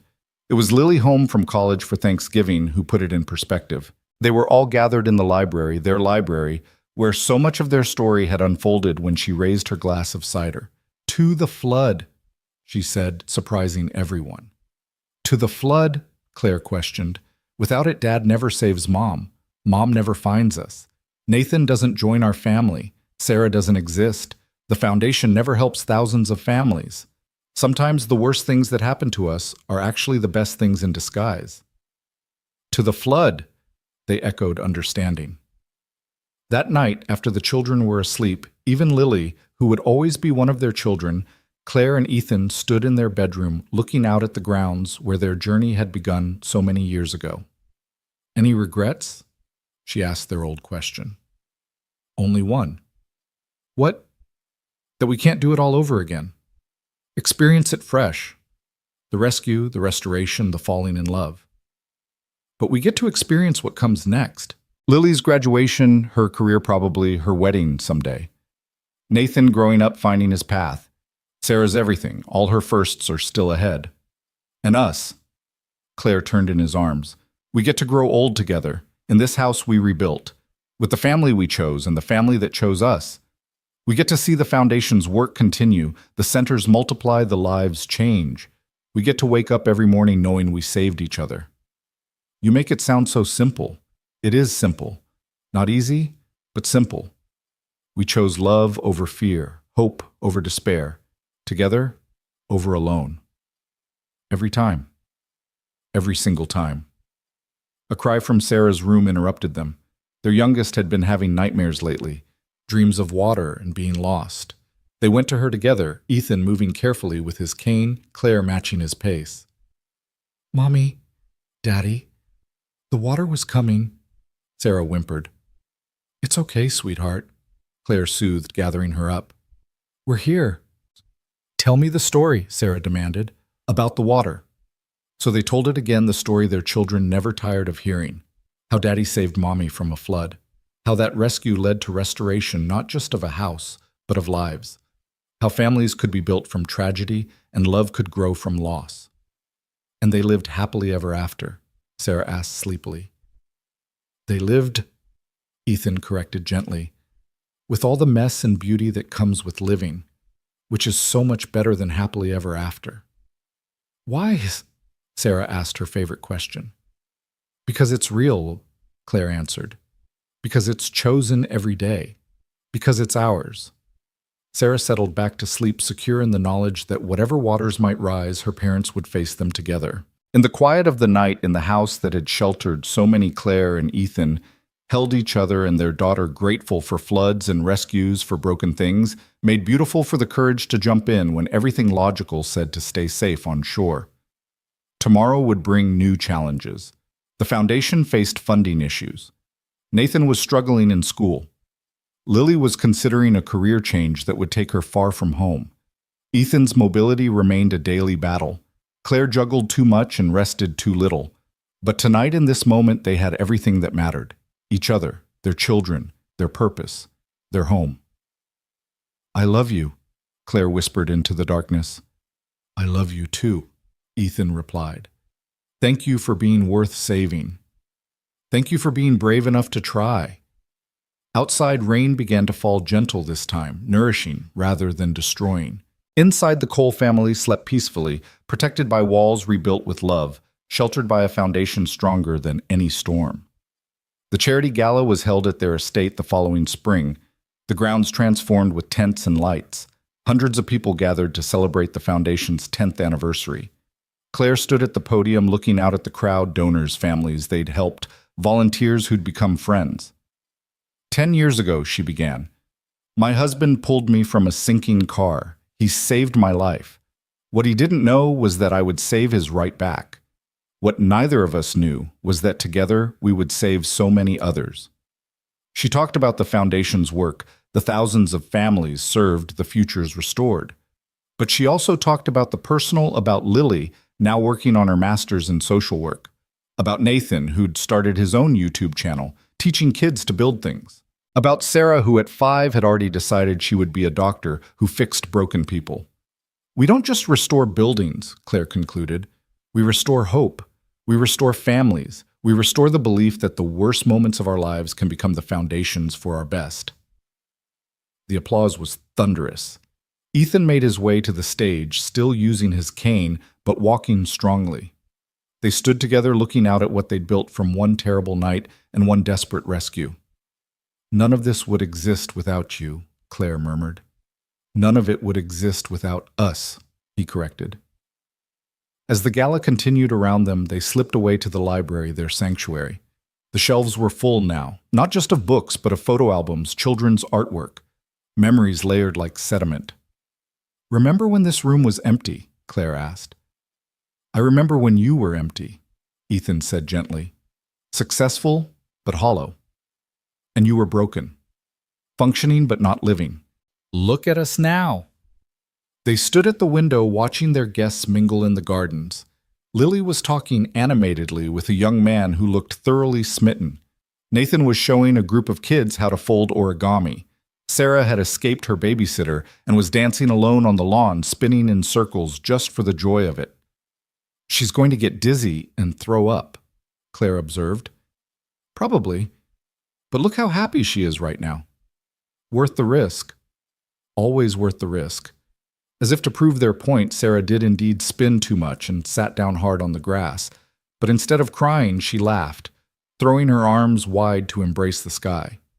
She's got your resilience, Ethan said. And your joy, Claire countered. Our miracle baby. They're all our miracles.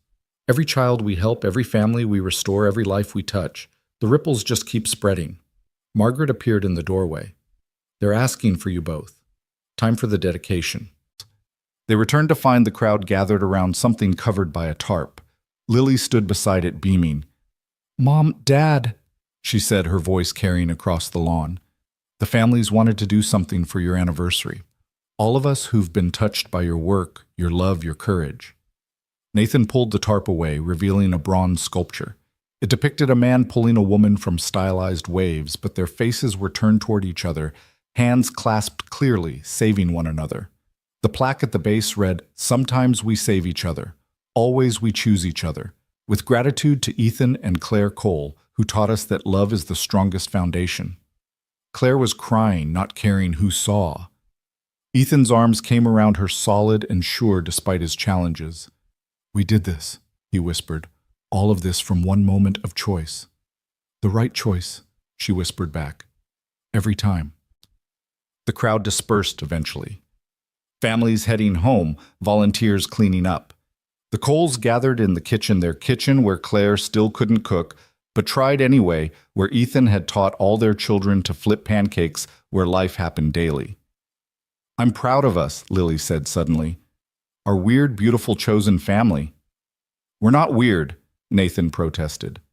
We're definitely weird, Sarah chimed in. But good weird. The best weird, Claire agreed. They talked late into the night, the 5 of them, about everything and nothing. About Lily's boyfriend, he's not my boyfriend, Nathan's college plans, Sarah's determination to learn violin. About the foundation's future, the centers they wanted to build, the lives yet to touch. Finally, children in bed, Ethan and Claire returned to their room. The house was quiet around them, full of sleeping dreams and settled love. Would you do it again? Claire asked. Jump into that flood. In a heartbeat. Would you drive into that storm again? If it led me to you every time. They held each other in the darkness, 2 people who'd saved each other in every way a person could be saved. Outside the world spun on with its tragedies and triumphs, its floods and rescues. But inside in the home they'd built from ruins, in the family they'd chosen and created, in the love they renewed daily, they had found something worth every risk, every struggle, every moment of doubt. Forever, Claire asked against his chest. Forever, Ethan confirmed. And in the house that had seen so much transformation, surrounded by children they'd raised and lives they'd changed, they fell asleep knowing that some storms were actually blessings. Some floods actually baptisms, and sometimes the very worst moment of your life was actually the beginning of everything that mattered. The bronze sculpture stood in their garden, weathering seasons, watching over the estate. Visitors often stopped to read the plaque to understand the story it represented. But the real story, the story of daily choice and ordinary courage of building beauty from brokenness. That story continued with every sunrise, every challenge met together. Every child helped, every family restored. It was in the end a love story.